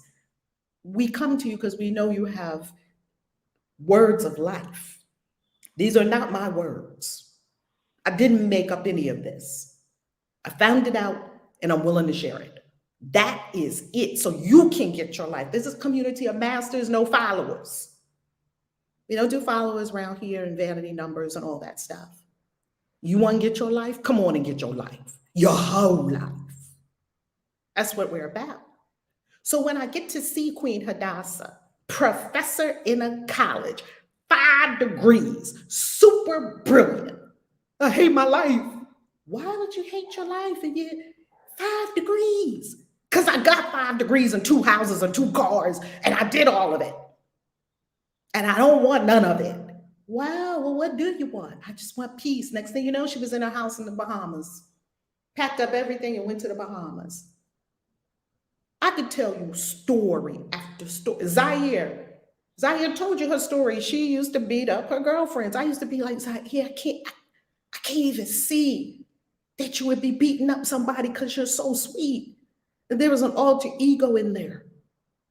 She will pop a black eye on somebody in a second. She don't do that no more. We don't solve things with black eyes. We don't solve things with our hands. That's not what we do. We could go on and on and on. Kristen, is this helpful what you're hearing? What are you hearing? I'm hearing that I'm on the right track. My ego tried to punk me out last night. I actually texted him like, "Can I get out of the Christian witches program?" No, and it's like my higher self no. I need to be in proximity of the people, and that's why I'm here. That's why I'm here every single day, because I do want to get my whole life. Like, I'm tired of trying to live my life in the way that I'm controlling everything, and like we talked about, I'm focusing on the how. So I'm on the right track. I'm in the right community. I just have to keep going. And you know what I would offer too, Kristen? Have fun. We're on a journey. It's like going on a road trip. What's the fun of a road trip? The snacks, the music you play in the car, all the towns you stop in. Yeah, you're going to California. We've driven cross country a couple of times. We've driven down the coast of the United States. Yeah, you're getting there. Or are you in the road trip the whole time talking about, we're going to be in California, going to be in California? You're playing music, you're talking to your friends, you're eating snacks, you're stopping at interesting places along the way. Make your life a great big road trip. It's more fun. Don't have to be somewhere. You're already there right now. Yeah, enjoy the ride. So you're in the right place, Kristen. Trust me. I've seen it a million times. People start in one place, and where they are now, only by the grace of God. Who's next, Alina? Come on, talk to us. Peace to the room. Peace, peace. Peace. God morning. How you loving? Well, thank you for being in our business today. Thank you. My pleasure. Oh my goodness. You're in our business all the time. Me and Dee and them, we had a book class last night, and the Florence Shan was the book. And Dee back telling me, she said, it's just like she was there. I said, I know, she's everywhere. Y'all know I'm a witch. I be bilocating all that stuff. Yeah, so you was there with us. I told her, I said, beautiful. I back channeled her back. I said, she said she must have felt our vibe because she pulled up the book that we're going through right now. And I said, wow. Indeed, so powerfully divine because you're just everywhere. I said, she's so tapped in. She was there. She was there in spirit. I felt y'all. You were there with us.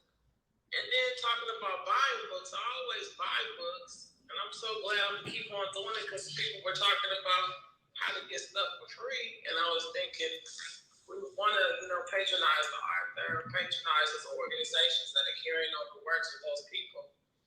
So, and I do have YouTube Premium, and I was no canceling. So all this abundant stuff, Lord have mercy. I think when I posted this on YouTube, it was been coming to me over and over, even with this study. I don't know why this came up for me with Alan Alda's quote, but this study, this was what came up for me this morning. And it was, you have to leave the city of your comfort and go into the wilderness of your intuition. What you discover is yourself. And it just brought tears to me because, I guess me, I have to talk about myself. I want to downplay some of this stuff. It's like downplay some of this power. I want to put a lid on it. Because I guess I'm afraid of myself sometimes. I'm afraid of how far am I going to go or what's going to happen. Like I started embodying things since I've been in here with you guys. I just been embodying things like I've been saying. Like I have a problem, something simple as a park, and I have a problem getting a park, and I started saying, well, I am the park. As soon as I started saying that, bam, people just moving.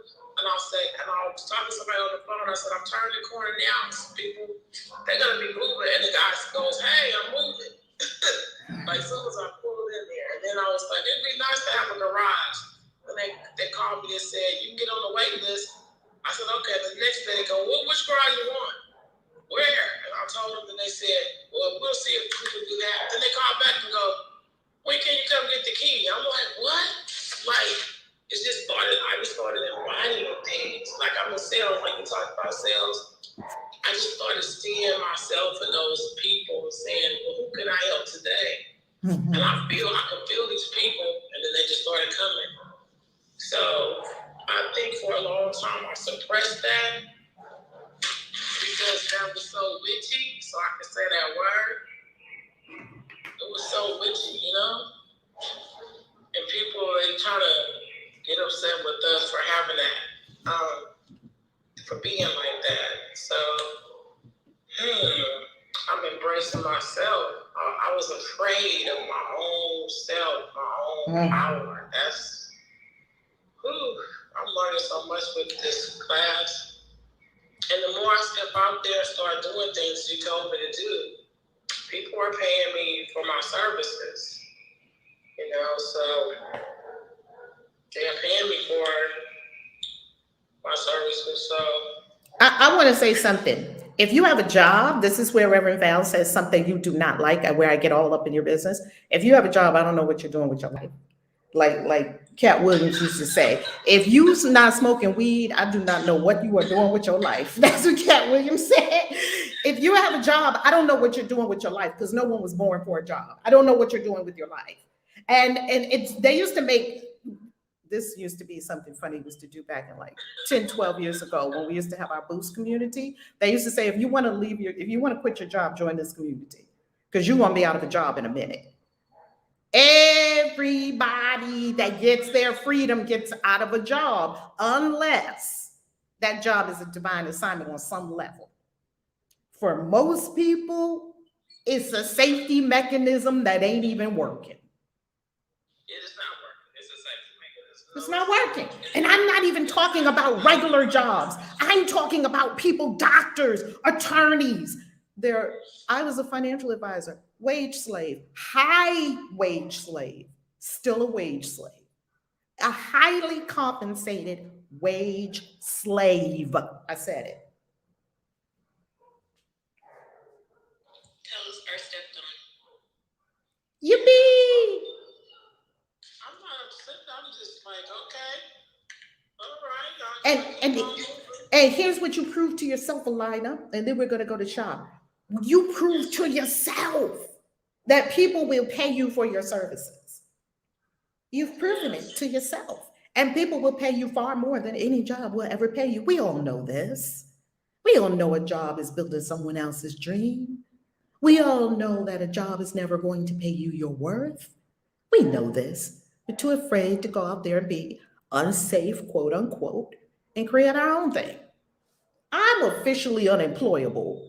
I've been unemployable for a very long time. My back is too straight. I can't have a boss.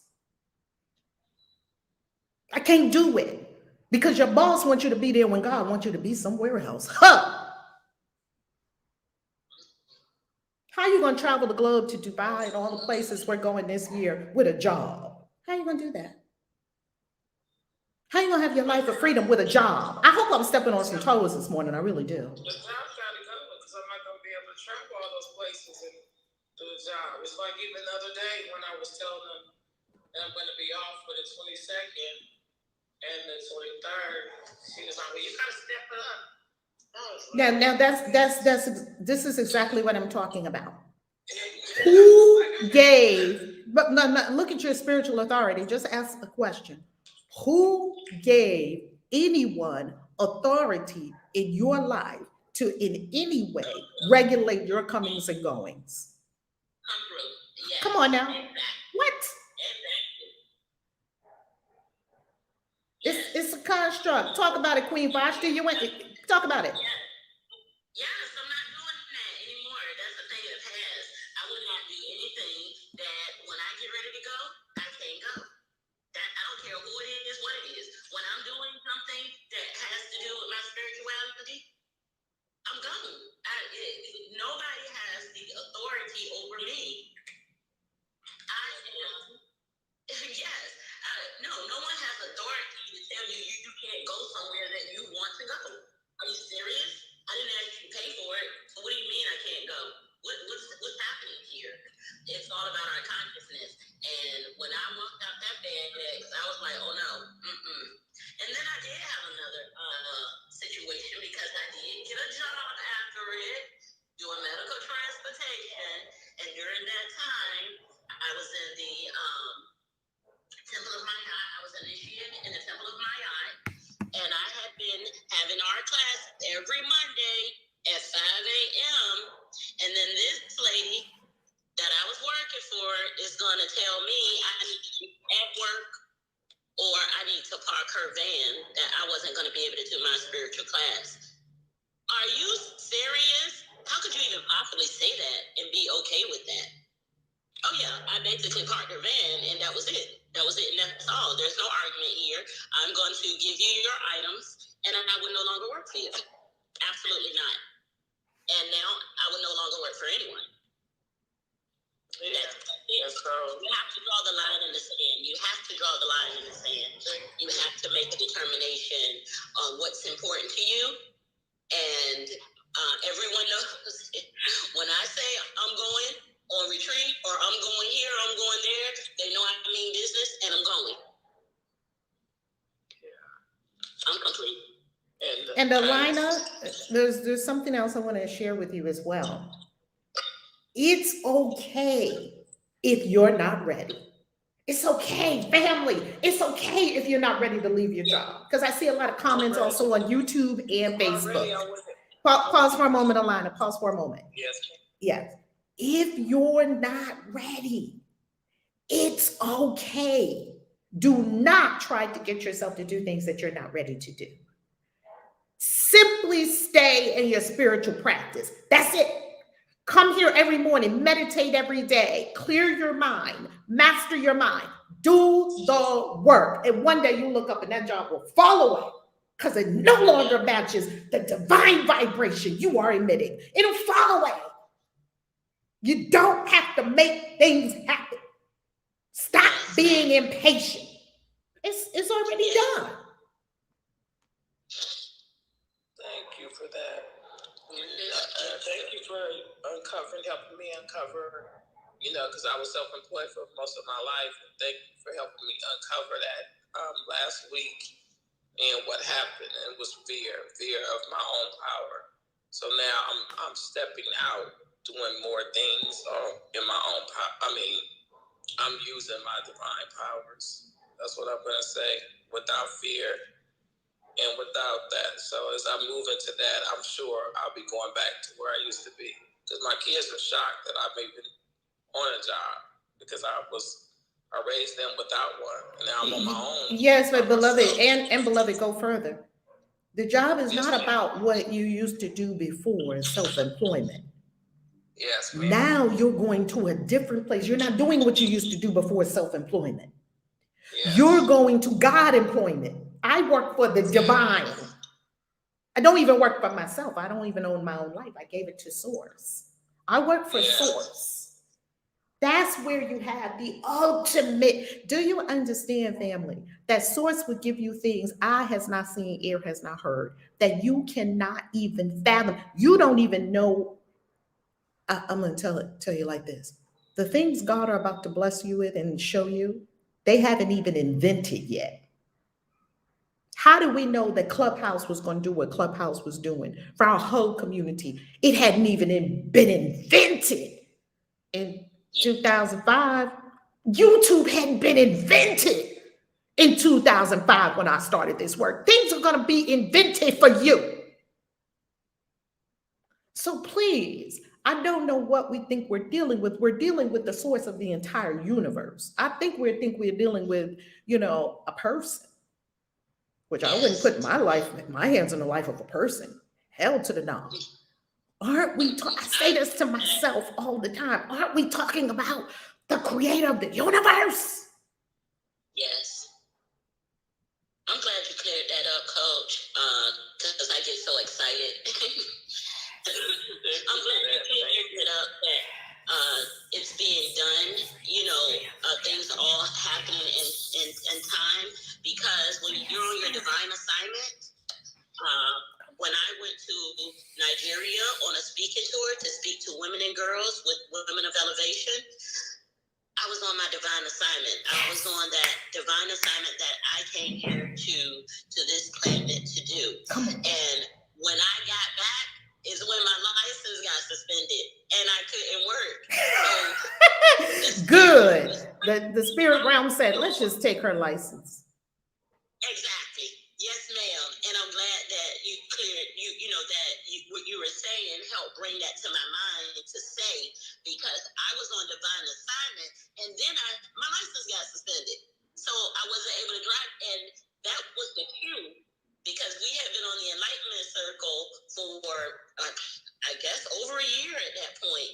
And I was making sure I was loading my trunk in the Enlightenment Circle. I would be on the road in the Enlightenment Circle. I would make sure that I showed up to my spiritual community, and that's what gave me the courage and the strength. So once I seen that sign came that my license was suspended, and I had worked for FedEx for 15 years with no issues, I said, oh, this is it. This is my ticket out the door. And they was like, oh, you need to go to DMV. And I was like, oh, no, I don't. That's what I said. Hello, because when God set you free, do not go back and pick up the shackles again. When you set free, you're truly free. Yes, I agree. So yes, work, you're going to get that one day, you're going to get that whatever sign you need, and you're going to say, oh yeah, I'm out of here, that's it, I ain't never coming back, and mean it. I am complete. Or are they going to do like Harmony did? The federal government had a whole dossier on her. They were building a case. They had a whole dossier on her. And one day she went, she knew that she was being called to her divine purpose. She knew she was being called out of that job and out of that cubicle. We know it. We know we're playing small and being normal and mediocre. Why? Because it's too hard to go up your Mount Everest. So you just get comfy. And people put pictures in their cubicle. Wait a minute, let me get this straight. You have a box, yes, that you stay in for 8 or 9 hours a day. Yes. And it looks to me like a prison cell, but you made it fancy. You put pictures in there.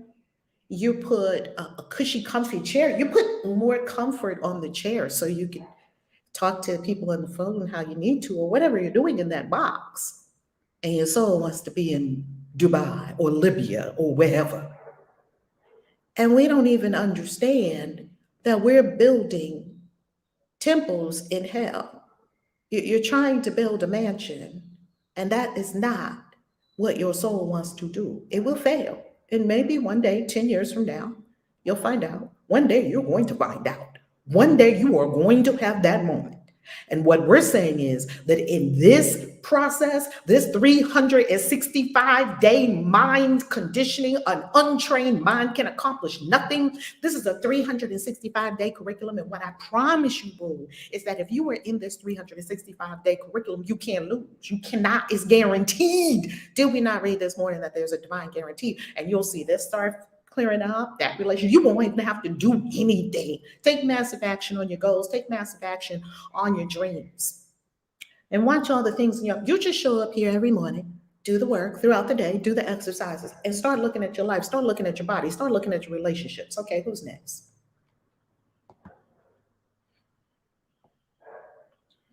Shaw's next. Hi, everybody. Good morning. Okay, I had originally just needed to ask a question, but after listening to everything, I had made the decision last year that I was not going to work. Like I told the universe, like I'm making this choice. I'm not going to go back to work. I feel like I am unemployable, and I have been unemployable pretty much my entire life, and I can't throw myself back into the box. And what I will say is after I made a decision, the universe, source, it all has come together to provide. I think certain things happen where I start to question, should I go back to work?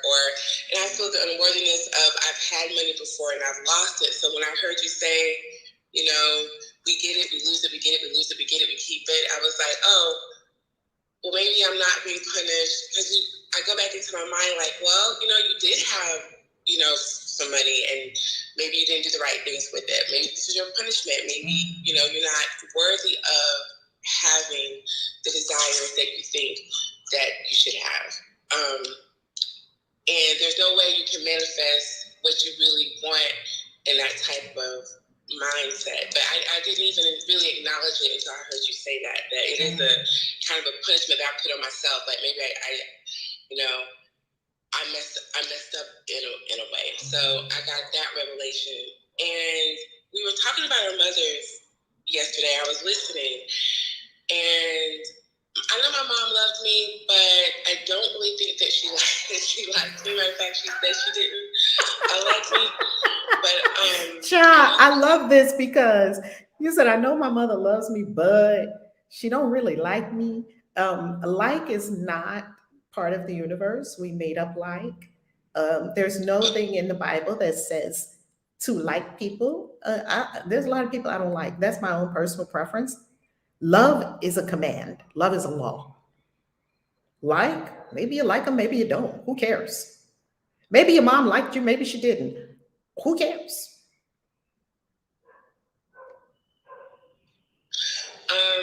I never thought of it that way.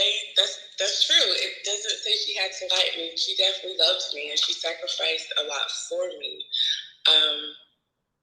Well, that makes me feel, that does make me feel a lot better, because I did question, like, why is this that, maybe she just didn't like my personality, and we did clash a lot. And this is a beautiful thing, because we're never going to be able to figure out why somebody else did something. And people do what they do. We don't know why they're doing them, because I'm not God. I'm not in their mind, right? In that way. What I know only is how it landed on me, which is my perception, which I am here to change. My mom said, make your bed, make it now. And it sounded mean. Mom wants me to be in order. The way it landed on me as a little kid, that's so mean, hurt my feelings. That's my perception. Now, when we're little, we don't have tools to manage perception. Things are just landing on us because we're open. We're blank slates. When we get older, we see that, oh, wow, the things I made up in my childhood, they're not still serving me at 40, 50, 60, 30. I must change my perceptions of all these people, because I fostered a perception. And the Course every day smashes our perceptions. They're faulty. Yes, Sean? Is it a possibility that the perceptions that you have of your mother are faulty? Yes, absolutely. Of course. I mean, I'm not her. I wasn't her. I don't know her entire life story. Matter of fact, she died when I was around 19. So even as an adult woman, we never had those type of conversations. So yeah, my perceptions of her could absolutely be, I don't want to say not true, but just not. Well, you would be accurate. They're not true. They're made up in your mind. Not true. Right. They're not true. I don't know why I didn't want to say that, but yeah, no, they're not true. Right. It's not true. That's not true. And the more truth we tell ourselves, the better for ourselves. We just ripped the Band-Aid off. What if you apply today's lesson to it? What is today's lesson, Sha?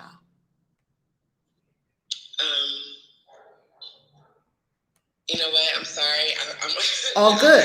All good, because we're on YouTube and we're on Facebook and we're on Clubhouse. We're on 2 YouTube channels. The Valerie Love Kaisi YouTube channel, Christian Witches YouTube channel. We're on Facebook on the Reverend Valerie Love Facebook fan page, and we're on Clubhouse in the Christian Witches Club. So we got 4 places for you to pick this up. All good. We're going to show it on screen share right now on YouTube and Facebook. We're going to bring up the screen share again. And all we're doing is reminding ourselves. That's all. No guilt. We're just reminding ourselves. Today's lesson is lesson 36. My holiness envelops everything I see. What if you applied that to your mother? What would that sound like?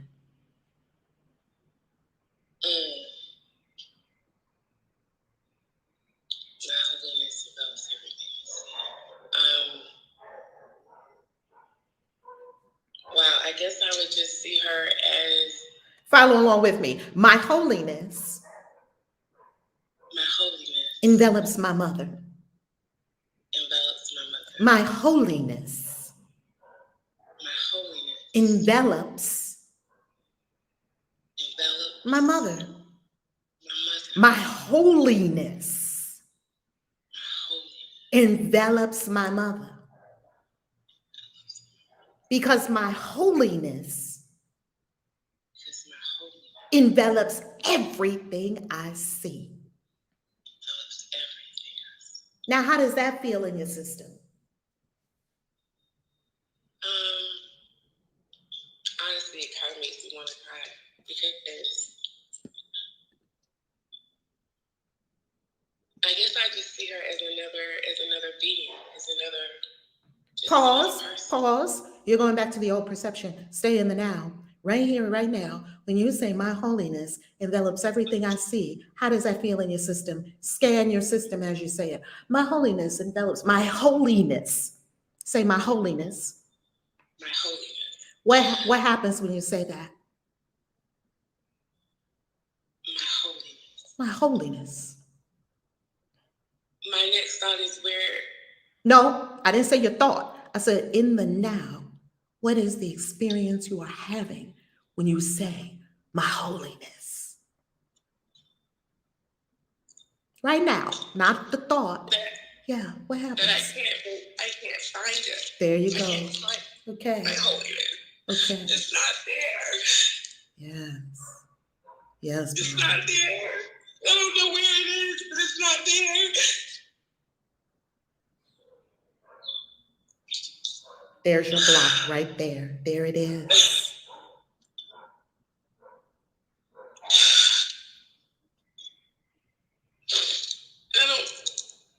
I don't really know what to do with that information. Mhm. This is the true meaning of Christ saying that you cannot put you cannot put new wine into old wineskins because the old wineskins will burst. You are pouring new wine into your consciousness. You have to let go of the old wineskins. Spirit is fresh wine coming into your consciousness, reordering, moving around the furniture, throwing out some furniture. And sometimes all it leaves us reduced to is tears and the revelation that in my consciousness, nowhere in myself do I have a self-perception of holiness. Bing, bam. Would that be accurate? Yes, that's accurate. What are you going to do about that, beloved? Now that you have the awareness. I don't know. I guess. Well, I don't know. can I offer you something? Yes. Okay, go please. to the heart. Close your eyes. Go to the heart. And in the heart, we know everything. So go to the place in yourself that knows all and ask it, what am I going to do now?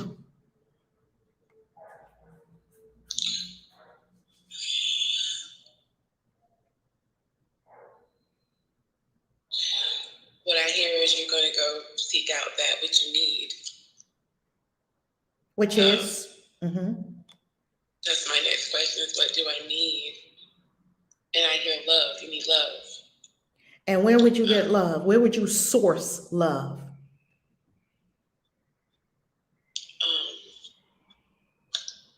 In my life right now, in the physical.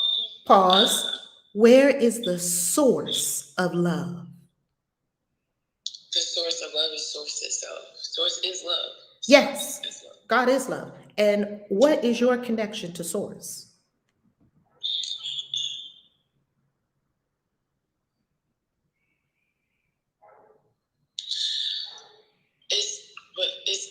It's been Pause for a moment. disconnected. Clearly hear the question. The question is not, what do I think what is my perception? What do I think about my connection? No. What is your connection? What's the truth of your being? What is your connection with source? I'm a part of him. I'm a part of source. Christ said it. He said, I and the Father are one, just as you and I are one. He said it. Now that's truth. Now, whether we think it, can feel it, can experience it, that's all in the mind. Right? Right. Where I'm sitting now in my beautiful home in Mexico, I'm looking up in the sky and it's cloudy. It's all cloudy. Is it still day? Yes. Yes. Is the sun still shining? Yes. And how do I know the sun's shining? I don't see it. How do I know? Maybe it's not shining. How do I know the sun is shining? I know it. You know it. Even if it's cloudy, you don't see it. Right. How do you know it? Because it's always been there. The sun always comes out. You have evidence. It's day, right? You know the luminary of the day is the sun. You know the luminary of the night is the moon. It's day. You know the sun must be there. Isn't it daylight? But we can't see the sun. You're not changing the sun. So to say, oh, well, I don't see the sun is saying, I don't see my divinity. That's okay. You don't have to see it. I don't agree with my divinity. Okay, you don't have to agree with it. You don't have to agree with the sun. Our minds are doing too much. Sit the mind down, which is called meditation, be still, and know. The mind is doing too much. Because it's very simple. I and the Father are one. What's unclear or unambiguous about, what's ambiguous about that? There's nothing ambiguous about that. I and the Father are one, just as you and I are one. He was speaking quantum physics thousands of years before they found out about the infinite field, about the quantum field. Yes? Yes. So the question that Spirit is asking is, where do you source love? I source love from source. Which is where? Which is inside of me. He said it like a question.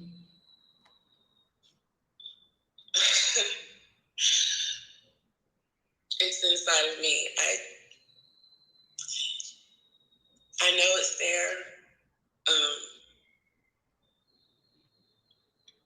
But I guess my mind is, in a way, I'm a thinker. I've always been very much a thinker. I know, I'm a thinker too. I'm super logical. I'm an air sign. Our default is going to the head. Yeah, we know that. The beauty of this is it doesn't matter. Right. Isis, who is an incredible master teacher, says this. She's Dr. Julie, my good friend. She's her master teacher. This is what she says. You can't change what you are. You can't change who you are. You're divine. You're energy. You can't change that, but you can change what you think you are. Now, you can think you're a lot of things. You can't change what you are. You're divine energy. And quantum physics has proven it.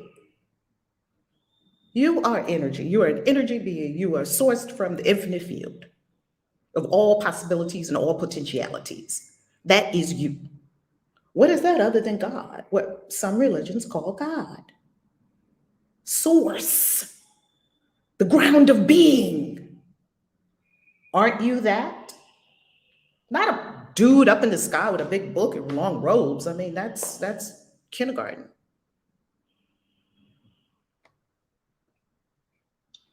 Yes. And as I was sitting here, I was saying, we say all the time, I am God, I am source, I am. That's truly what that means, is you are.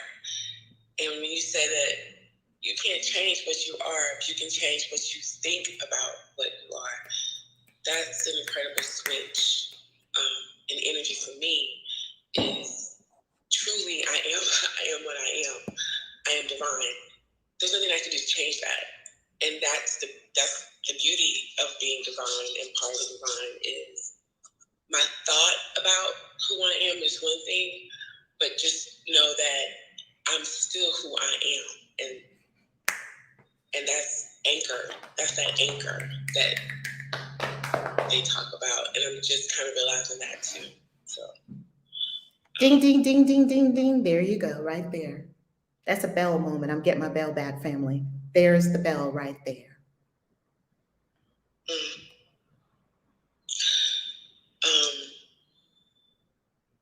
Wow, I was not expecting that this morning.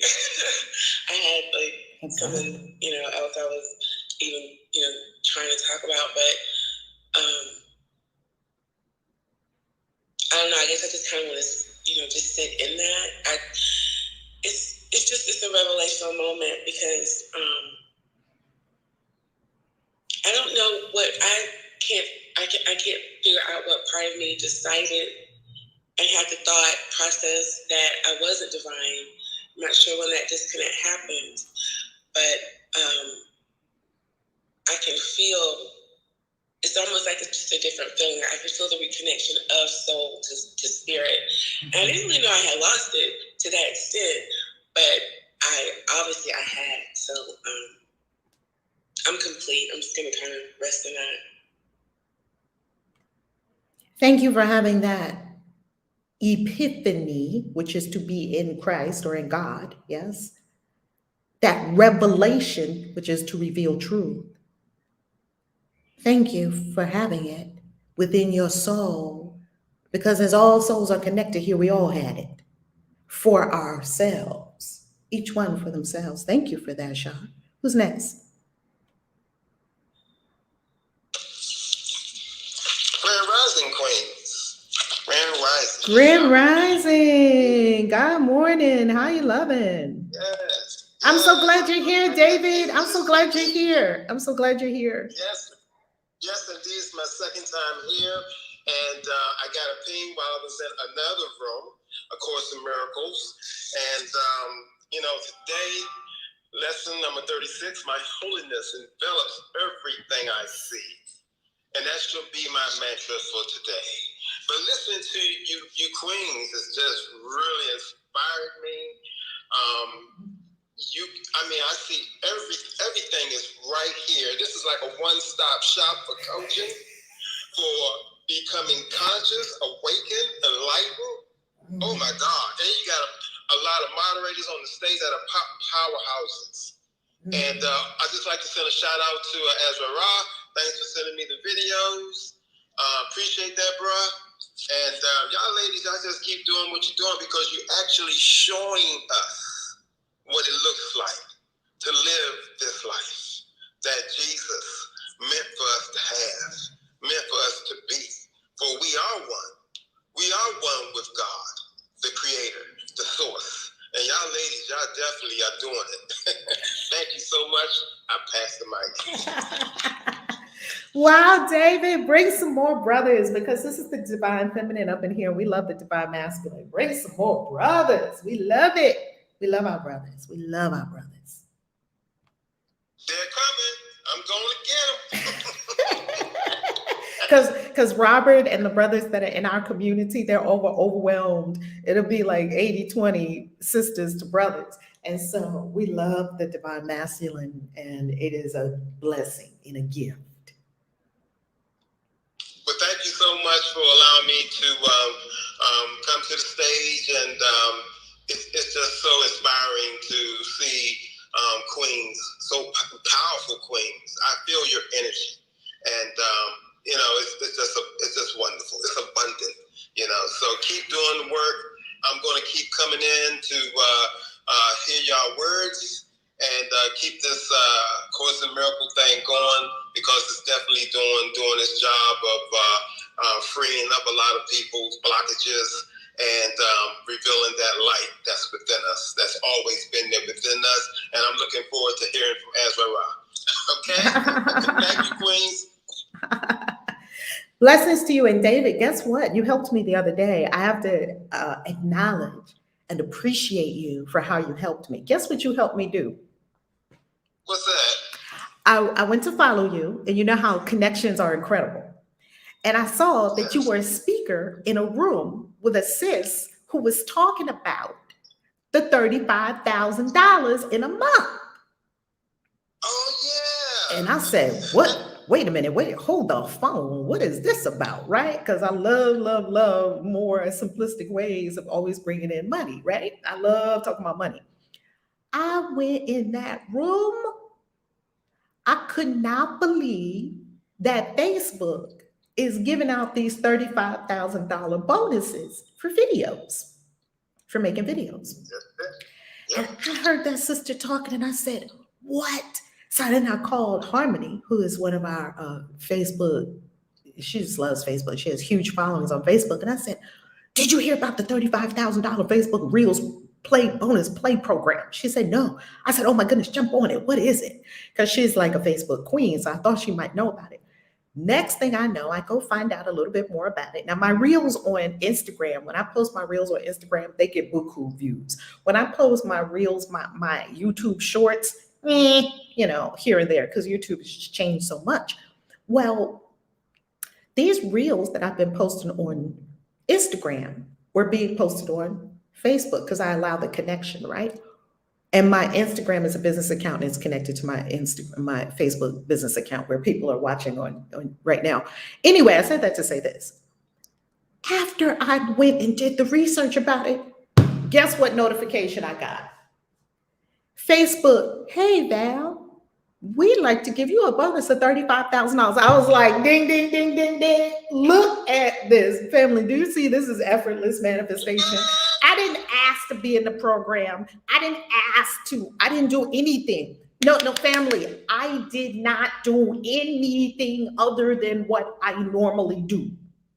I didn't go onto Facebook any more than I normally did. I didn't do anything other than what I was doing. This is what I'm showing you about source. Source doesn't make you bend over backwards to get the beauty. Source said, I'll give you beauty for your ashes. So they said, hey, you're eligible. I was like, eligible for $35,000 to make some videos? That's what I do. I make videos. So I signed up because you have to take action. And now I'm in the process of uploading these videos, these reels, 30 seconds. And they've been working on me for 30 seconds because I'm a super talker. So, Spirit has been, I can make long form content all day long. That's my sweet spot. Yet, Spirit has me the reels, TikTok, the reels on Instagram, and YouTube Shorts have taught me say it in 30 seconds, say it in 60 seconds. So now I've been saying it in 60 seconds because I got a bunch of reels up. And now it's telling me, say it in 30 seconds. I'm like, woo, okay. The gauntlet has been thrown down. You get these videos up here. You make them go viral. You say something astounding in 30 seconds. We're going to give you $35,000. Challenge accepted. And family, that's everyone. I'm not special. They're giving this to, I don't know how they're picking who they're giving it to. Facebook put $1 billion aside to give to people because they know that they're going to get beat by TikTok if they don't do something. I say make it to your advantage. So thank you, David. You did that.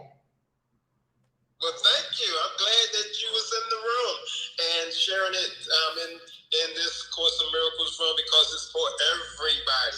And I'm so grateful that you're here and you're going to be the example and you're going to get that $35,000. I receive it. Pull it up. I love it.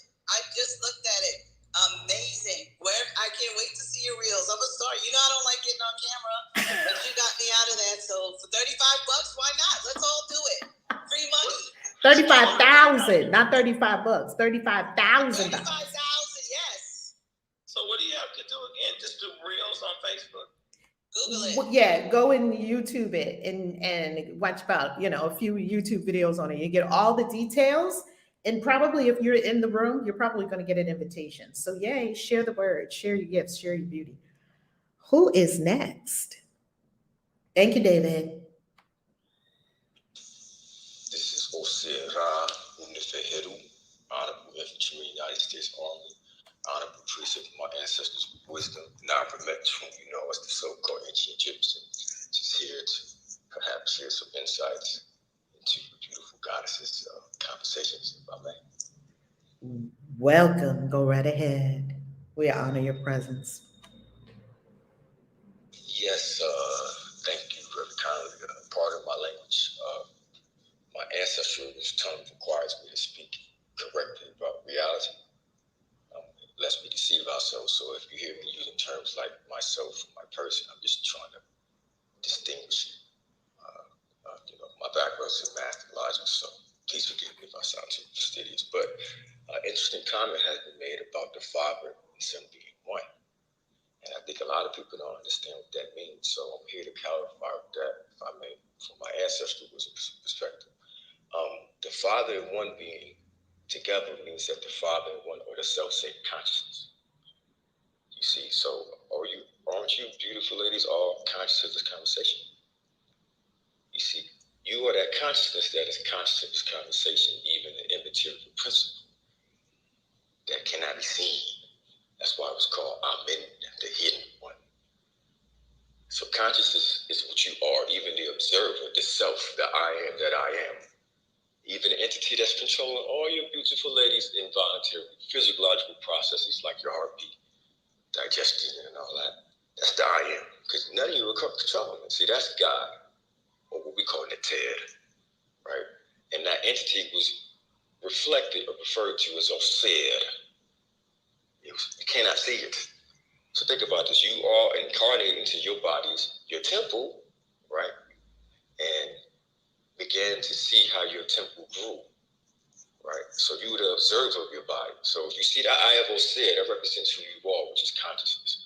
I want to bring this up because once you understand that your consciousness, you understand that's nothing within you to reflect light. That's energy matter, or Ra, or we call it Ra. The ancient Hebrews call it Holy Spirit. And since there's nothing within you to reflect light, you are inherently unlimited. Hence, you're not limited in space, time, and power, so forth.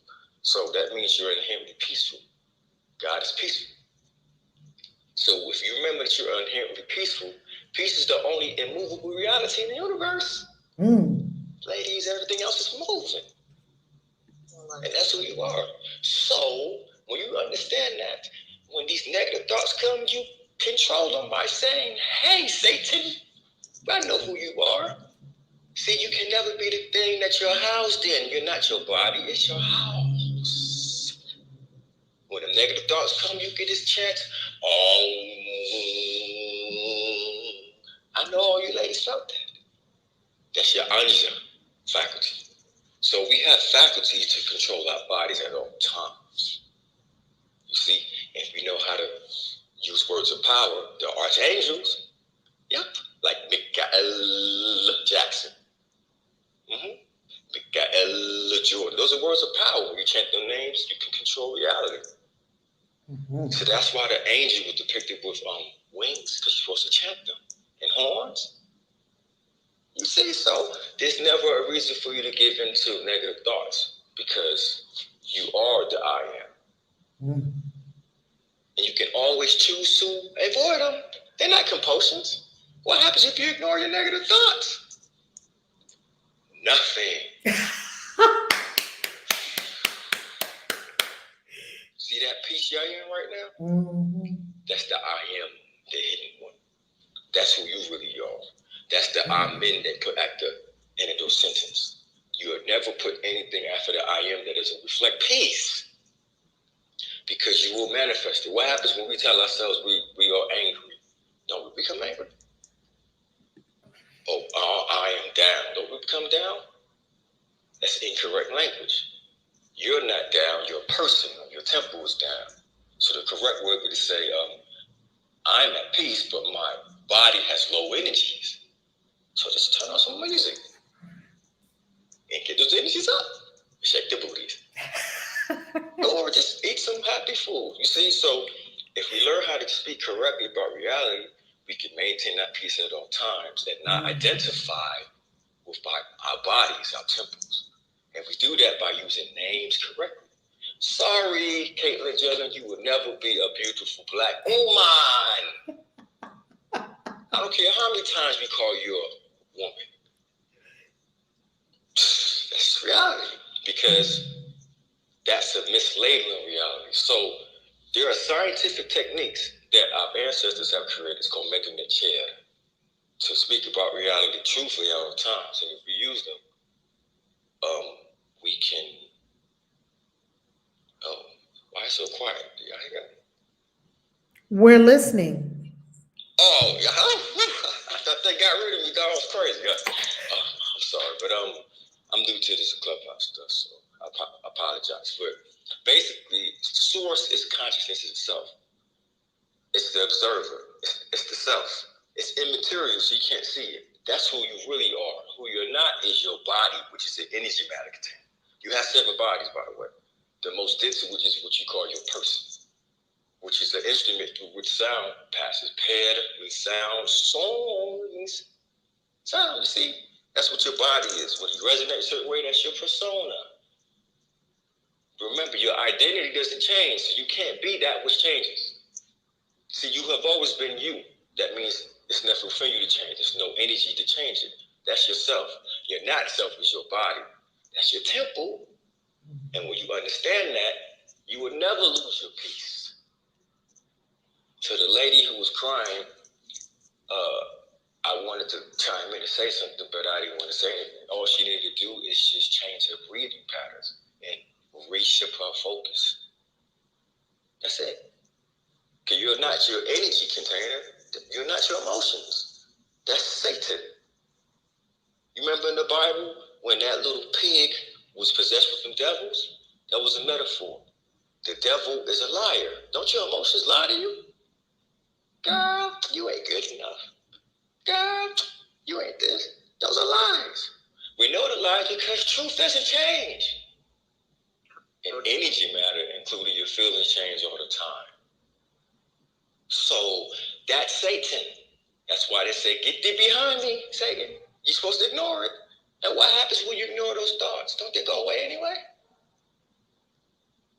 See, my ancestors call that the sons of impotent rebellion. Why? They refer to most that because they're no more powerful than what you give to them. And when you, as the I am, pay attention to your emotions, you channel your life force, your ka'ibit, your chi, your Holy Spirit, your Ra, to give them life, and they manifest in your life. So all you gotta do is just ignore them. Right? So, and live a life that's based on cosmological truth, not on faith, on knowledge. You know, so I just felt like I had to share that because I think they will help clarify why people are making decisions. In other words, we often cause our own confusions by the way we speak. Don't ever put anything after the I am that doesn't reflect that you're at peace. And by the way, there's a law of the universe, it's called a law of Vamin. It says that because your essential nature is peace, you ought to be at peace all the times.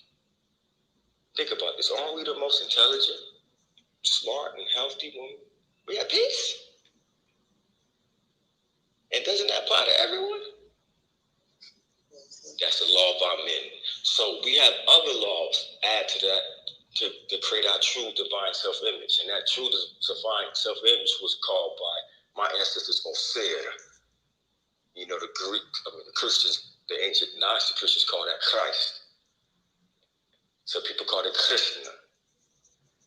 You know, it's an archetype of a god woman or a god man. In my ancestors' wisdom, the so-called Book of the Dead, you had Osir or Christ Ani, Osir or Christ from the fair. These are people who realize divinity by being peace at all times. So divinity means peace. It means volition. And you abdicate that when you choose to give in to your negative thoughts instead of just ignoring it and using your words of power. You see, so peace is your essential nature. Because of that, peace is still, that means there's nothing within it to limit. Hence, it's not limited in space, time, omniscient. It's not limited in power, omnipotent. It's not limited in knowledge, omniscient. So you're not limited by anything. Why? Because you're not energy matter. Your body is limited because your body's energy matter. And you know that by correctly identifying this that. Because you're never the thing that you name. You see? So we must resurrect a science, a living, to solve these problems and manifest as we wish. Because there's actually a formula for it. I don't want to get too technical about it, but the best way to manifest it, long story short, is stay at peace at all times, right? Because when you're at peace at all times, you're one with the supreme consciousness. Hence, there's nothing blocking you from giving its wisdom, which is Tahuti, it's your intuitions, or its power, or Sakir. Wisdom and power are two apparently different sides of the same reality. Right? So keep your peace at all times. It's never a rational reason to give into. I don't care how bad it feels, because it goes away. I know because these people shot my person on national television because I was going around defending the honorable black woman. And I got up and thanked them for his professionalism. And my face was on fire. I just thanked them. I kept my peace. And all these cops want to be my friend.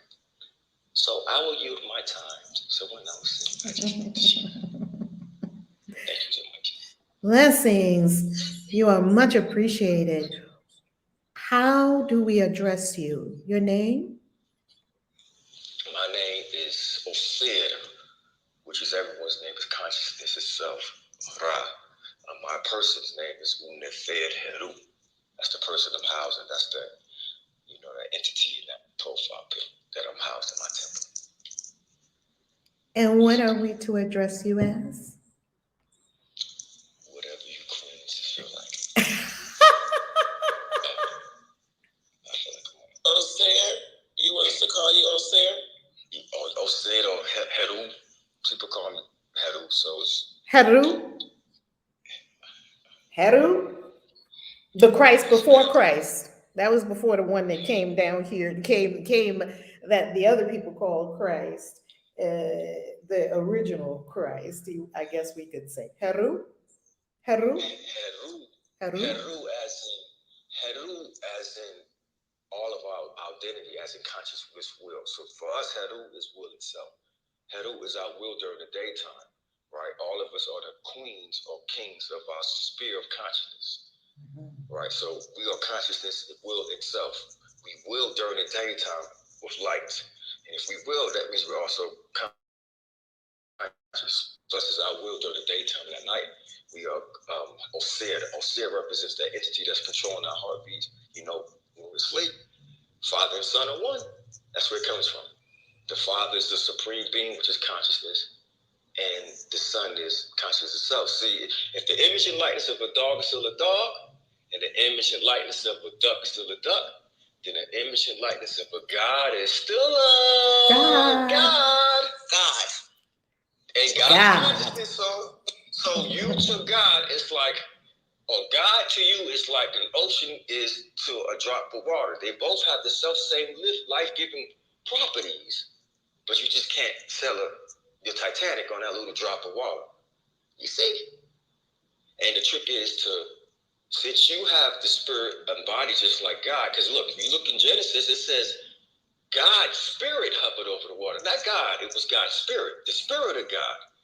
Then you realize you dualize. You have a higher self, which is consciousness, which is the Godhead, and lower self is energy, matter, container. That's the spirit. When you realize that, you'll stop identifying with the spirit. It's not who you are, it's what you use. You see? That's the correct way to perceive reality. And if you understand that the Father, Son, and one means that you are not separate for it, you understand what also Christ was saying, that you can do these things, if not greater. And guess what?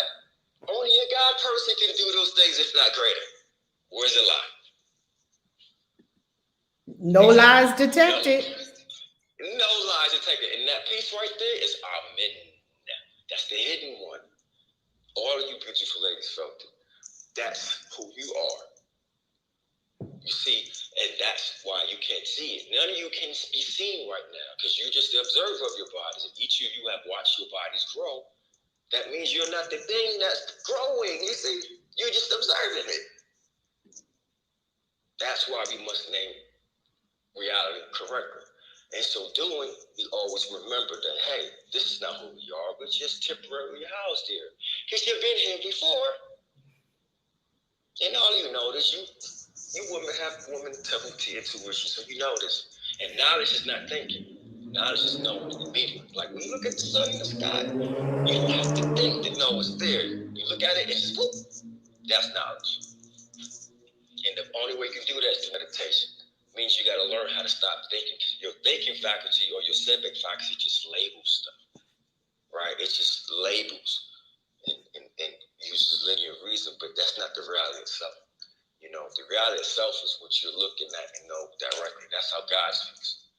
So I just felt like I had to clarify that because maybe that will, you know, bring some elucidation, but that does not sound crazy. I appreciate your share. I appreciate it. And family, this is why we begin every session that we hear. We do this every morning, not sometimes. Every morning, we remind ourselves of who we really are. Every morning, we meditate.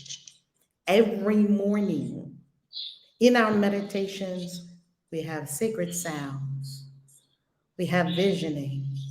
Every morning, there's no excuse. Thank you, Heru. Thank you, man.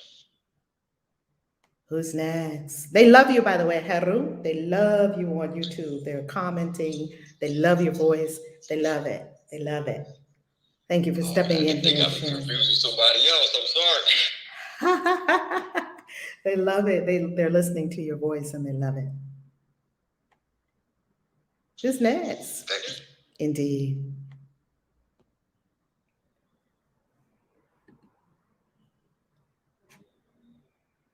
Mods, do you know who's next in the queue?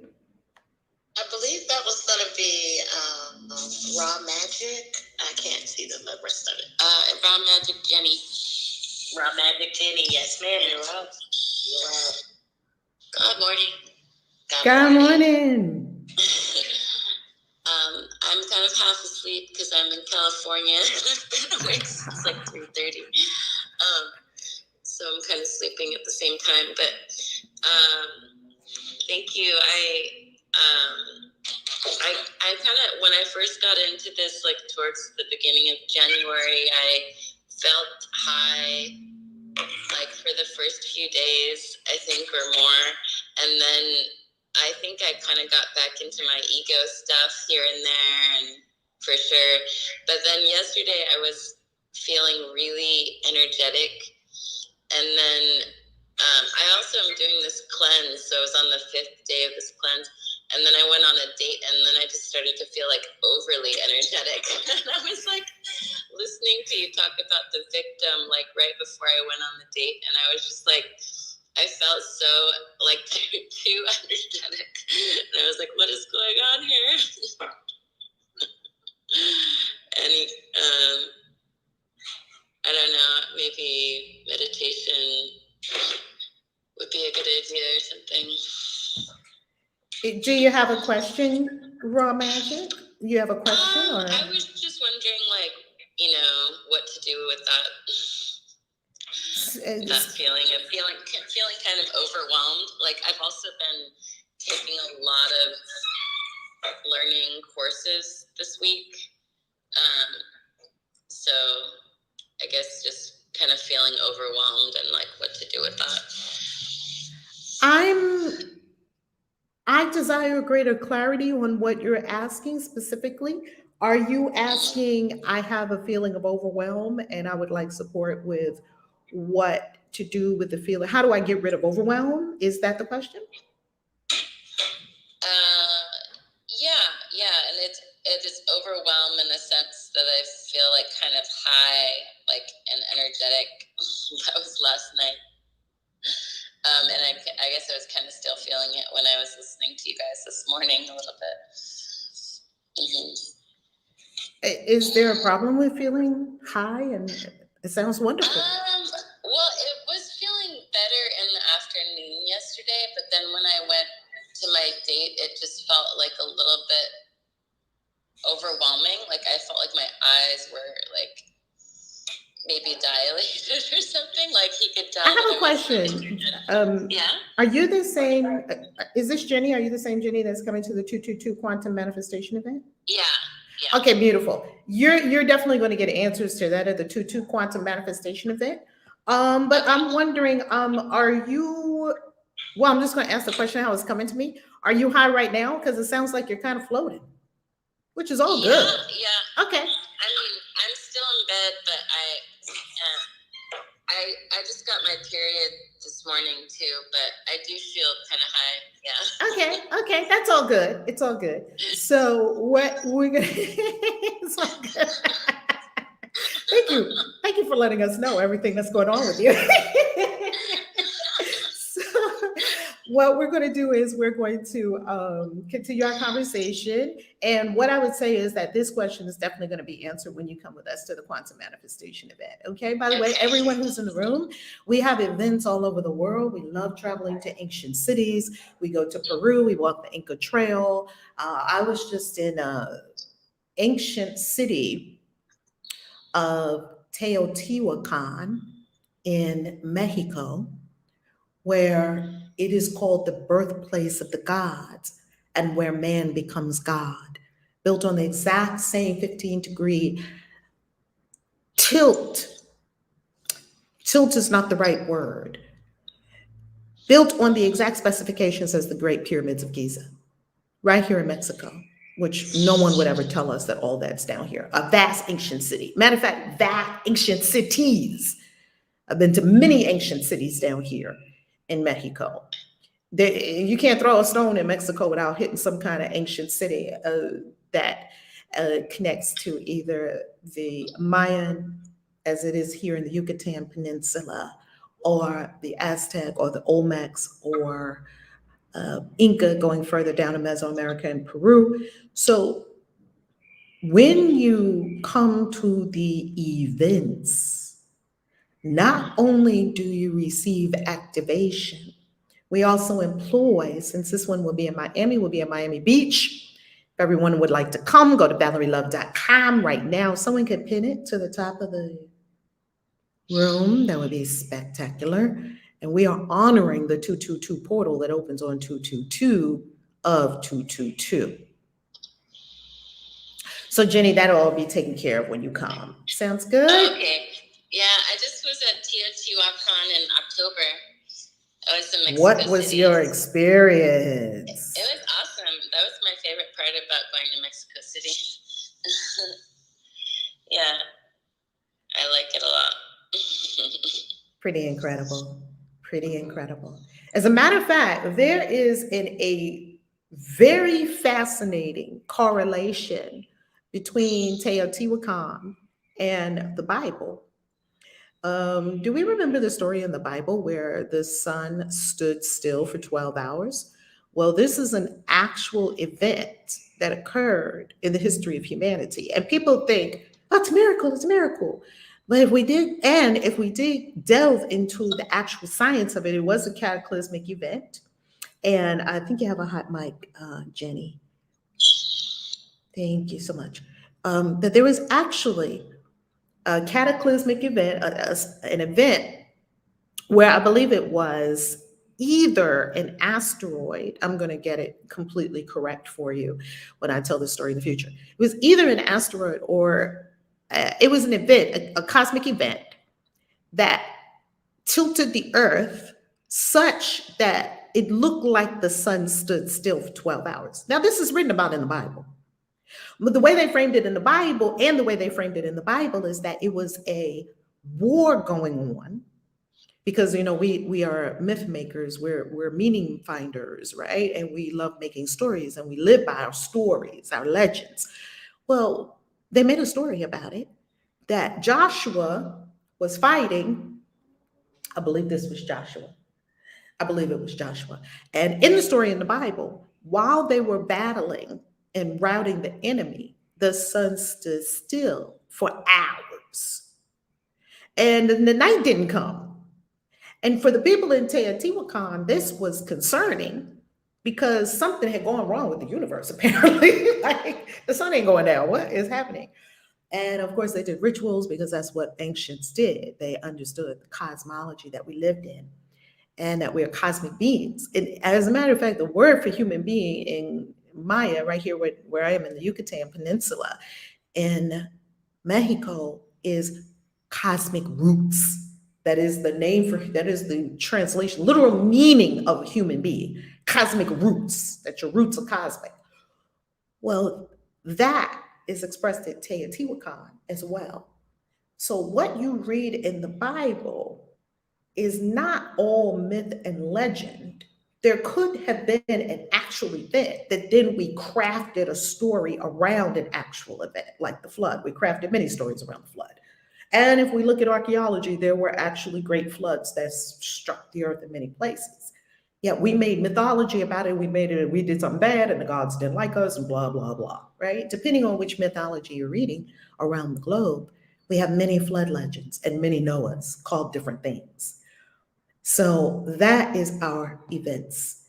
Who is next? I think is it Rosa? Who's up next?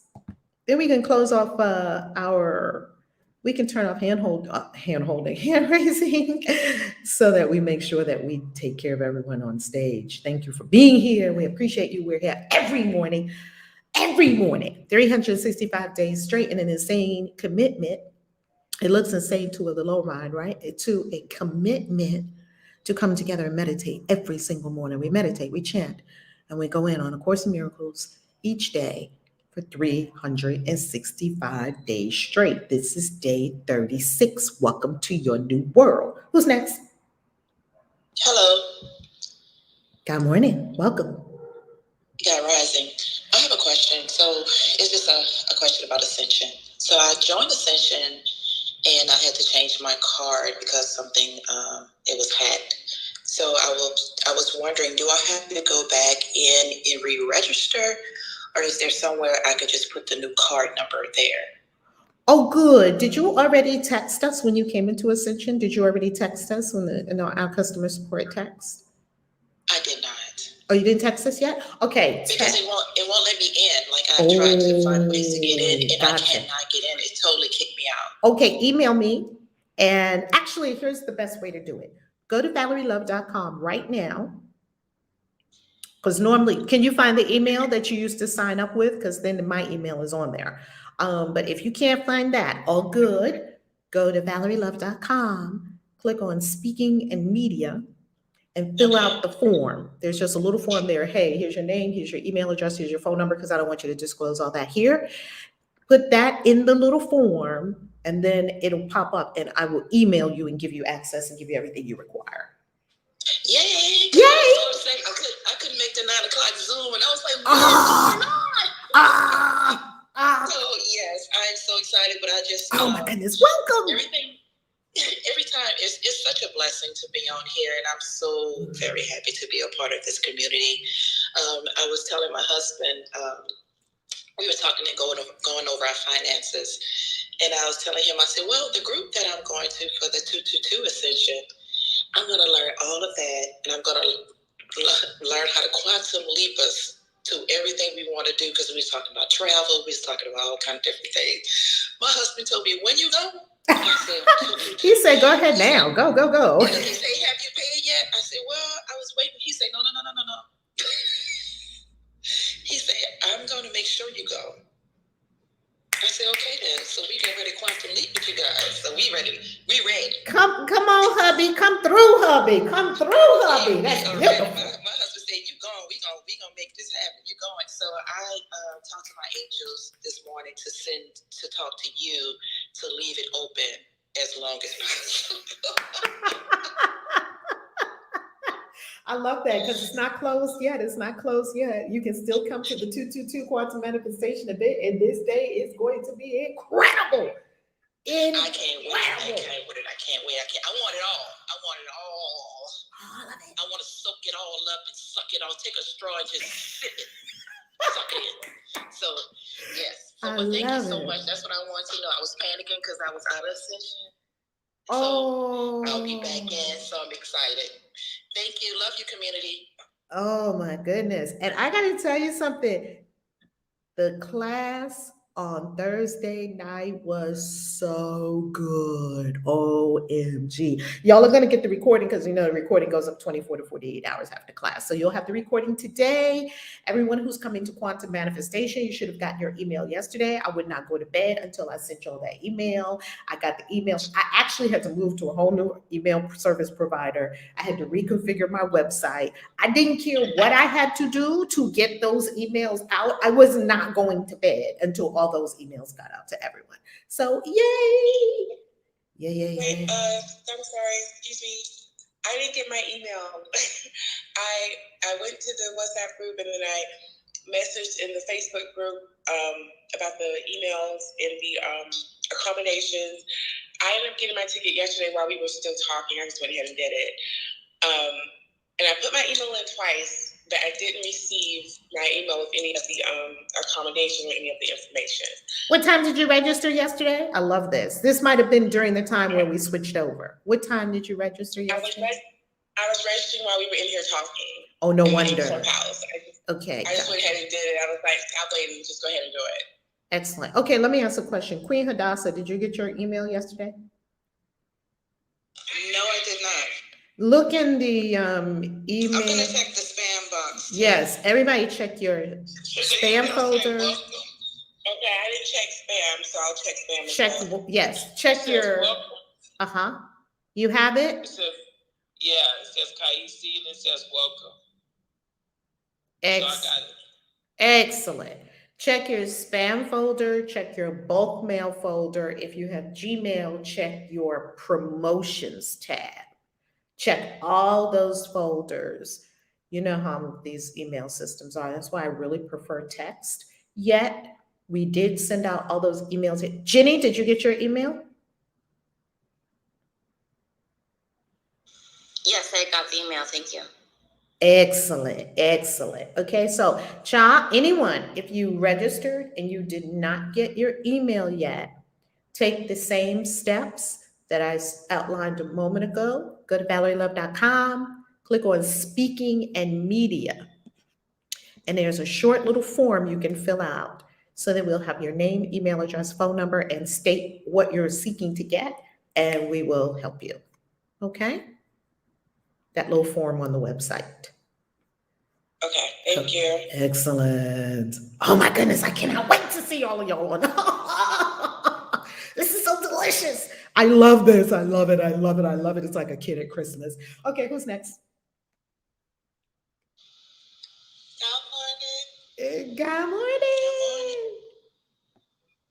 So I got my ticket for 222 as well. I was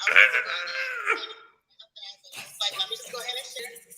Because I don't know if you noticed from the last time I spoke that it took me a while to do something I was supposed to do, but I'm a little stubborn. I can be very stubborn sometimes. Okay. And I knew I was supposed to go to 222.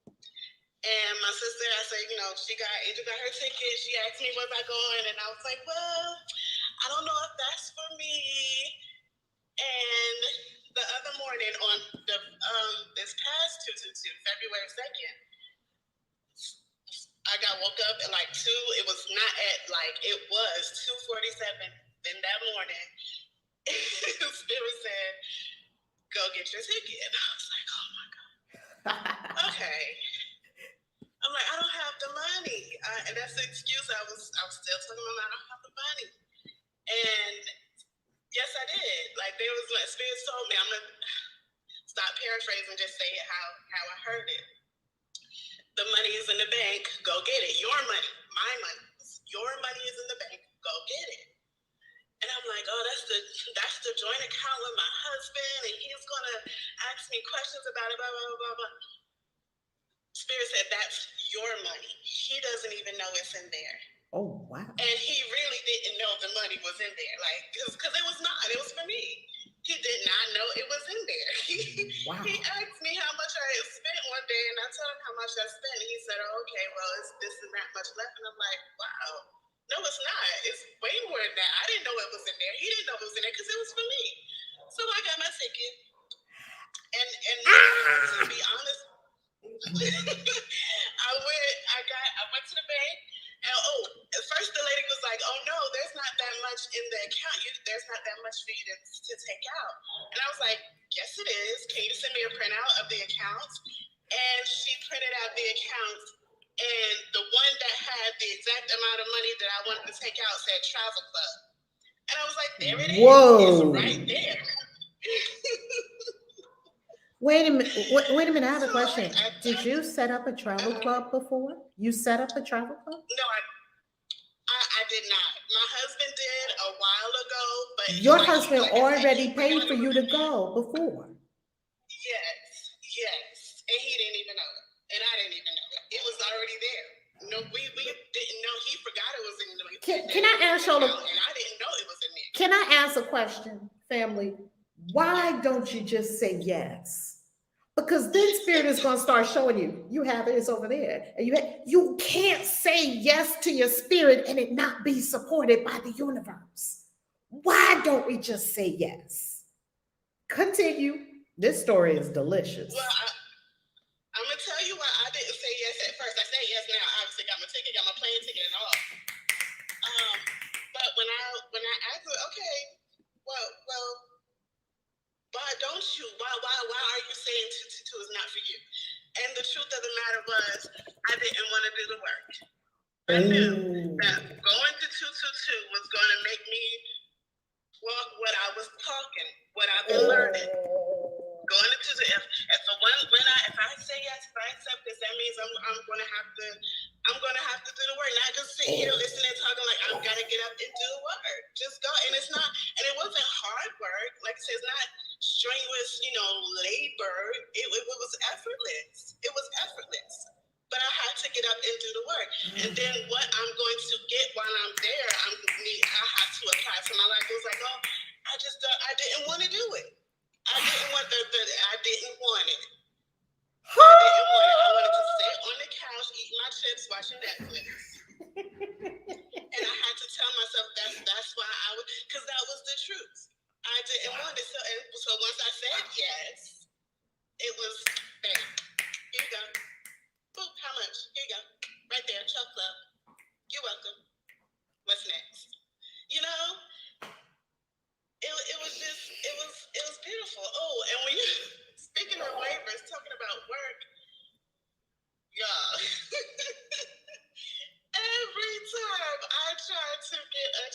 I get a job, I make myself sick.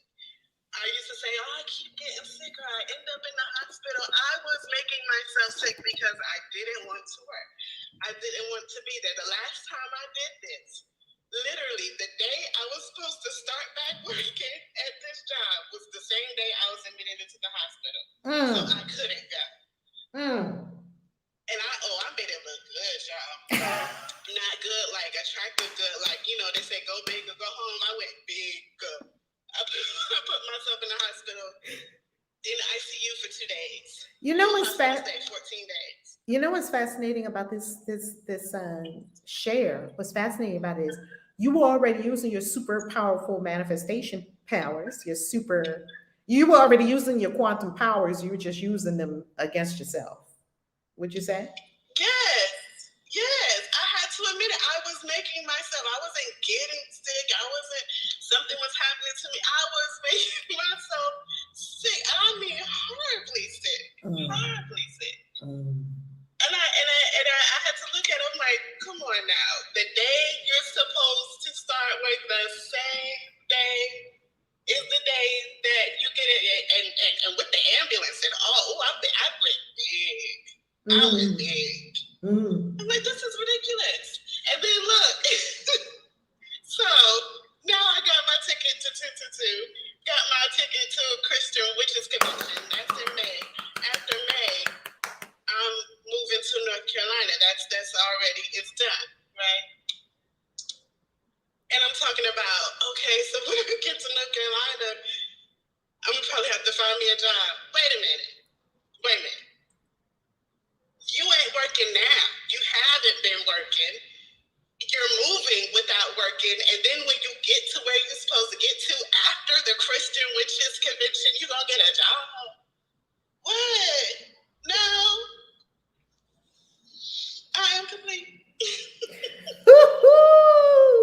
After 222, you shouldn't need a job. And I don't. Okay. I sure don't. Wow. Did you appreciate hubby for that incredible? I mean, that's incredible. Did you appreciate hubby for that? Yes, ma'am. Yes, ma'am. Very nice. I was so blown away. I couldn't believe it. I mean, I could believe it, but it was just like, wow. But yes. You know what you need to do? You need to sweeten him because obviously he's a magnificent manifester. You need to sweeten him up. You need to say, what do you want to eat, boo? And how you want it. You need to jump on him. You need to sweeten him up. You need to tell him Reverend Val said. You need to serve him up some deliciousness. Tell him Reverend Val said it. He'd be like, I like that lady. Go watch that lady. Why you ain't watching Reverend Val right now? Child, you need to take care of that man. Okay. That's exactly what he would say. I'm telling you, that's exactly what he's gonna say. I know it. Girl, hook him up. That man hooked you up. Hook him up. Okay, that's what relationships are about. Yes? Can I ask a question in regards to 222? Yes. Okay, so let me preface it by this. You can ask it. I don't know if you're going to get an answer. Okay. So it's the day I'm supposed to be getting married. I remember you said that. I remember that. Yeah, that's a whole conversation. Yeah, that's a whole nother thing. The 222 event is only in person. There's no access virtual at all, correct? None whatsoever. You got to be in the room. Yeah. Okay. And what time does it start? I think the deeper question is, you told us the other day you and your husband didn't want to get married and do all of the hullabaloo that everybody else wanted y'all to do. Is that accurate? Yes, that's accurate. So maybe that would be the question. What are we doing, honey? Because are we doing this for them? And this is between me and you.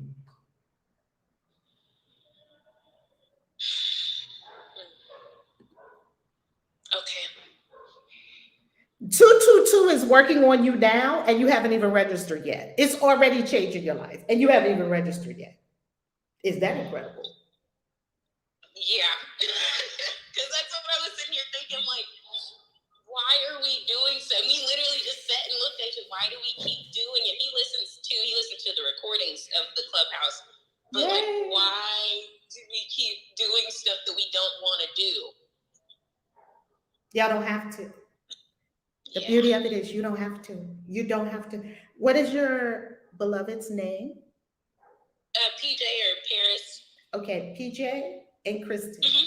Y'all two are in your own love universe. You ain't got to do nothing other people say you got to do. It's a moot point. It doesn't apply to you. Y'all are in your own love universe. Isn't that beautiful? Yes.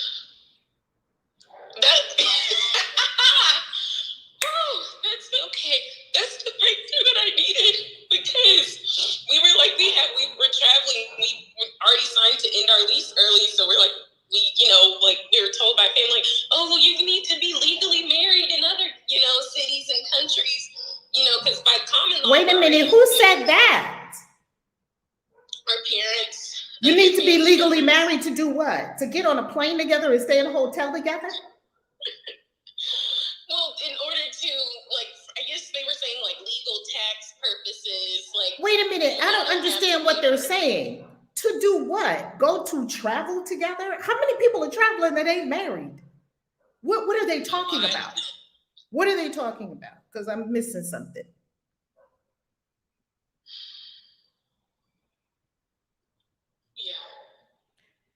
They're telling you that because they want to use your dream against you. They're trying to use your dream to make you comply with their wishes and their fears. They want you to get married because they want you to get married. They have their own reasons for wanting that. They can want all they want. That has nothing to do with you and him. Nothing. So they use your dream. Oh, you want to travel? Well, to travel, you have to be married. If you want to live there, you got to be married. What? They are hijacking your dream to try to get you to do what they want you to do. Yeah, they even paid for, my mom was like, oh, well, as a honeymoon gift, she's like, she's paying for Mexico. We're supposed to be Stop, there. Mom. Yeah. Thank you, Mom. Save your money, because that would be called a bribe to get me to do what you want me to do. Mom, I love you. I love you, Mom. I really do. And peace out. Me and Boo, me and the beloved are going here or there or wherever you're going. That's a bribe. And I love your mother. And I love that she wants you to do what she thinks is the right thing. However, she doesn't get to say what you get to do. You do.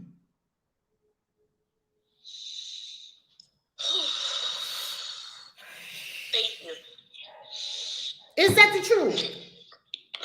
That's the truth. That is the truth. Now, whether people like it or not, that is the truth. I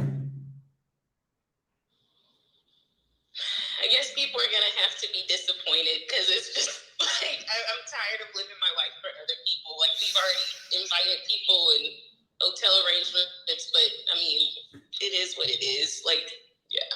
So are you still going to go through with doing that? Well, let me ask this question. If you had complete and perfect courage and complete and perfect love, what would you do? Say fuck it. Boom, there's your answer. Yeah. There's your, you already know this. I can't tell you anything you don't already know. You already know this within your being. You already know it. You know what to do. You and your beloved know exactly what to do. You know what's best for you. You know it. You know it. And guess what? Why do we think that if we say thanks but no thanks, this thanks and no thanks, this is what my beloved, this is what we've decided in this divine love union, the lover's card that we have kept for the year, for our card for the year. This is a divine union. How does anybody else get to? Do you know the first time someone got in the middle of a divine union? It was a disaster. That would be called the serpent in the Garden of Eden, got in between the divine union. One was one place, one was the other place, and they came to one. Hey, do this and that and other. And then when that one comes, do that too. That's what that sounds like. And I'm not calling any of them the serpent or the devil, none of that. I'm not saying that. I'm saying, what place do they have in the divine union between you and the beloved? None. None. None. Thank them. And do you, boo? Yes, ma'am. Thank you. I'll bet you your husband to be your beloved, not your husband to be your beloved. I'll bet you your beloved wants to do what he wants to do anyway, doesn't he? But he was kind of probably going along with the program because that's what everybody wants. Is that kind of what he was doing? Yes, he's like, Kristen, I honestly don't care, but I mean, whatever. Like, he's Sagittarius. Oh, that's another, real quick. Doing the Galactic Signature, he's my complement, and I'm his. I'm white planetary wind. He's red electric earth. Wow, that's a divine union. And can I share some wisdom with you from Kabbalah? Because I love wisdom from all over the world. If you start your relationship in inauthenticity, you are now putting that in the seed of your marriage. If there's going to be a marriage, the marriage already happened. You're already divinely united. You're in a divine union. If you start up a quote unquote marriage, because Kabbalah said what's in the seed is in the tree. The seed is that thing, is the essence of that thing. The acorn is an oak tree. It can't be any different. The essence of the oak is in the acorn. What is in the seed is in the tree. If you sow, and the Bible says the same thing, as you reap, you sow and you reap the same. If you are sowing seeds of inauthenticity now, in the beginning of this quote unquote marriage, you are sowing the seeds that's going to be in the tree, and you can't get it out because that's what you put in the seed. That's how you created it. You can't make corn be zucchini. You planted corn seeds. Then when you have a field full of corn, you can't say, I want a zucchini. You didn't plant zucchini. So when you look at this relationship 10 years from now in your marriage, I could be saying you 10 years of issues, problems, all of that, not me. Source is saving you all of that right now, because you can't have in the thing other than what's in the seed. And that's sowing seeds of inauthenticity, worrying about what other people think, doing things to please other people. I don't want to disappoint them, on and on and on. That's all in the seed. Why would I want to put that in the seed of my relationship with this beloved? It's already a divine union. Is this helpful? Extremely, extremely helpful. Thank you so much. Thank you. Can we be the wind beneath your wings for you to do what you really want to do anyway? You know, sometimes we just have to give ourselves permission. And when you're in a community full of eagles, give yourself permission to soar. Eagles are like, soar? No, do you see eagles flocking? No, but you sure as hell do see chickens flocking all together, pecking at the ground. You don't see eagles flocking. Do you see eagles telling other eagles what to do? No. An eagle is the supreme highest flying creature on the planet. You don't see, they're soaring. They live in the heights, the highest of the high heights. You don't see eagles soaring. You don't see them packed together in groups. You never saw a flock of eagles. That's what you're supposed to do. Yeah, we come together in tribes. You're not supposed to be doing what other people tell you to do or want you to do. Oh, but they'll be so disappointed if I don't do it. Fuck them. With all due respect and love, fuck it. I'm gonna do me. How about that? With love, because it's your parents, so you wouldn't tell your parents that. That's not a good look, because honor your mother and father. in myself, I'm like, fuck what other people think. Everyone. I'm following this, the inner teacher. Remember what the Course said in the introduction, and then we're going to go to our Galactic Signature. Remember what it said, that the Course is one way for you to connect with what? Your inner teacher. I'm only concerned with the inner teacher. I'm not concerning myself with all the 50 million voices outside of myself. What does the inner teacher say? That's always what we know is the truth for ourselves. Have the courage to do it. And let this community be the power behind you, that snowball running down the mountain that says, I'm going my own soul direction. Not rebel, simply, because you're not rebelling against them and what they're telling you to do. That's a spirit of againstness. A rebel in the fact that I walk my own path with my head held high. That's why I'm a Christian witch. Kristen, how many people do you think told me not to be a Christian witch? You can't be a Christian witch. That's wrong. You're wrong. Don't do that. Oh my God, you're going to hell. How many people do you think said that as a reflection of my own attack thoughts? How many people do you think said that? Hundreds. No, thousands. Oh yeah, thousands. What do you see me doing? Showing up every day as the best Christian witch I can be. Yeah. I'm not thinking about them. Are they going to be there when it's time for your fulfillment? When you're not happy in this life, they punked you into creating. Are they there to say, oh, well, we're going to give you some of our fulfillment? No. We're going to give you some of our peace. No, but you're in a life of someone else's creation. I won't do that to myself. Won't do it. I had to learn the hard way. I was a good girl. No more. Over. Okay? Okay. Okay, beloved. Beautiful. Bring him too. 222 is not only for sisters. Bring him too. Okay? Yes, we'll both be there. I'm saying yes. He already said yes too. We were both like, how can we get there? And we like, we're just gonna cancel the whole thing and be there. I love that. I have to tell y'all something really very interesting.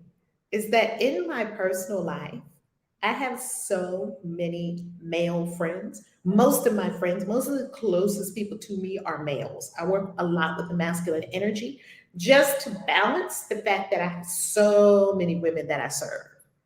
Like my closest, like the men that are always in my ear, the ones that are always, texting me, talking to me on WhatsApp, are mostly men. It's about 5 to 7 men that are super close to me. And I need that because that's how I get my daily doses continuously of divine masculine energy, because I'm around a lot of women. And an over preponderance of one is not healthy without the other. I like it all. Queen Hadassah, it's on you.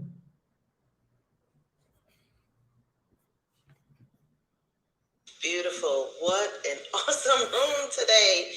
I felt the shackles breaking. I felt the light shining through. I felt the release of negative energy. I felt so much in this room today.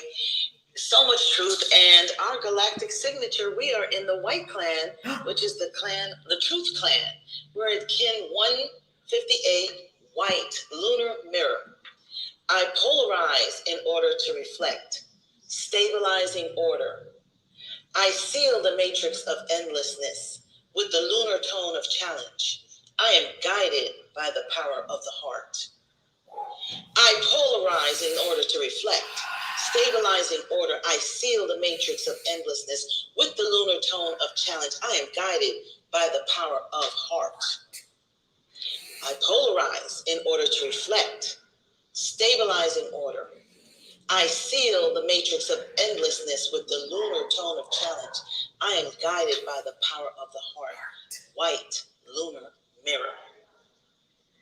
Ding, ding, ding, ding, ding, ding, ding. Woohoo! Everybody unmute on stage. Send some love to YouTube. Send some love to Facebook, Clubhouse, the whole world.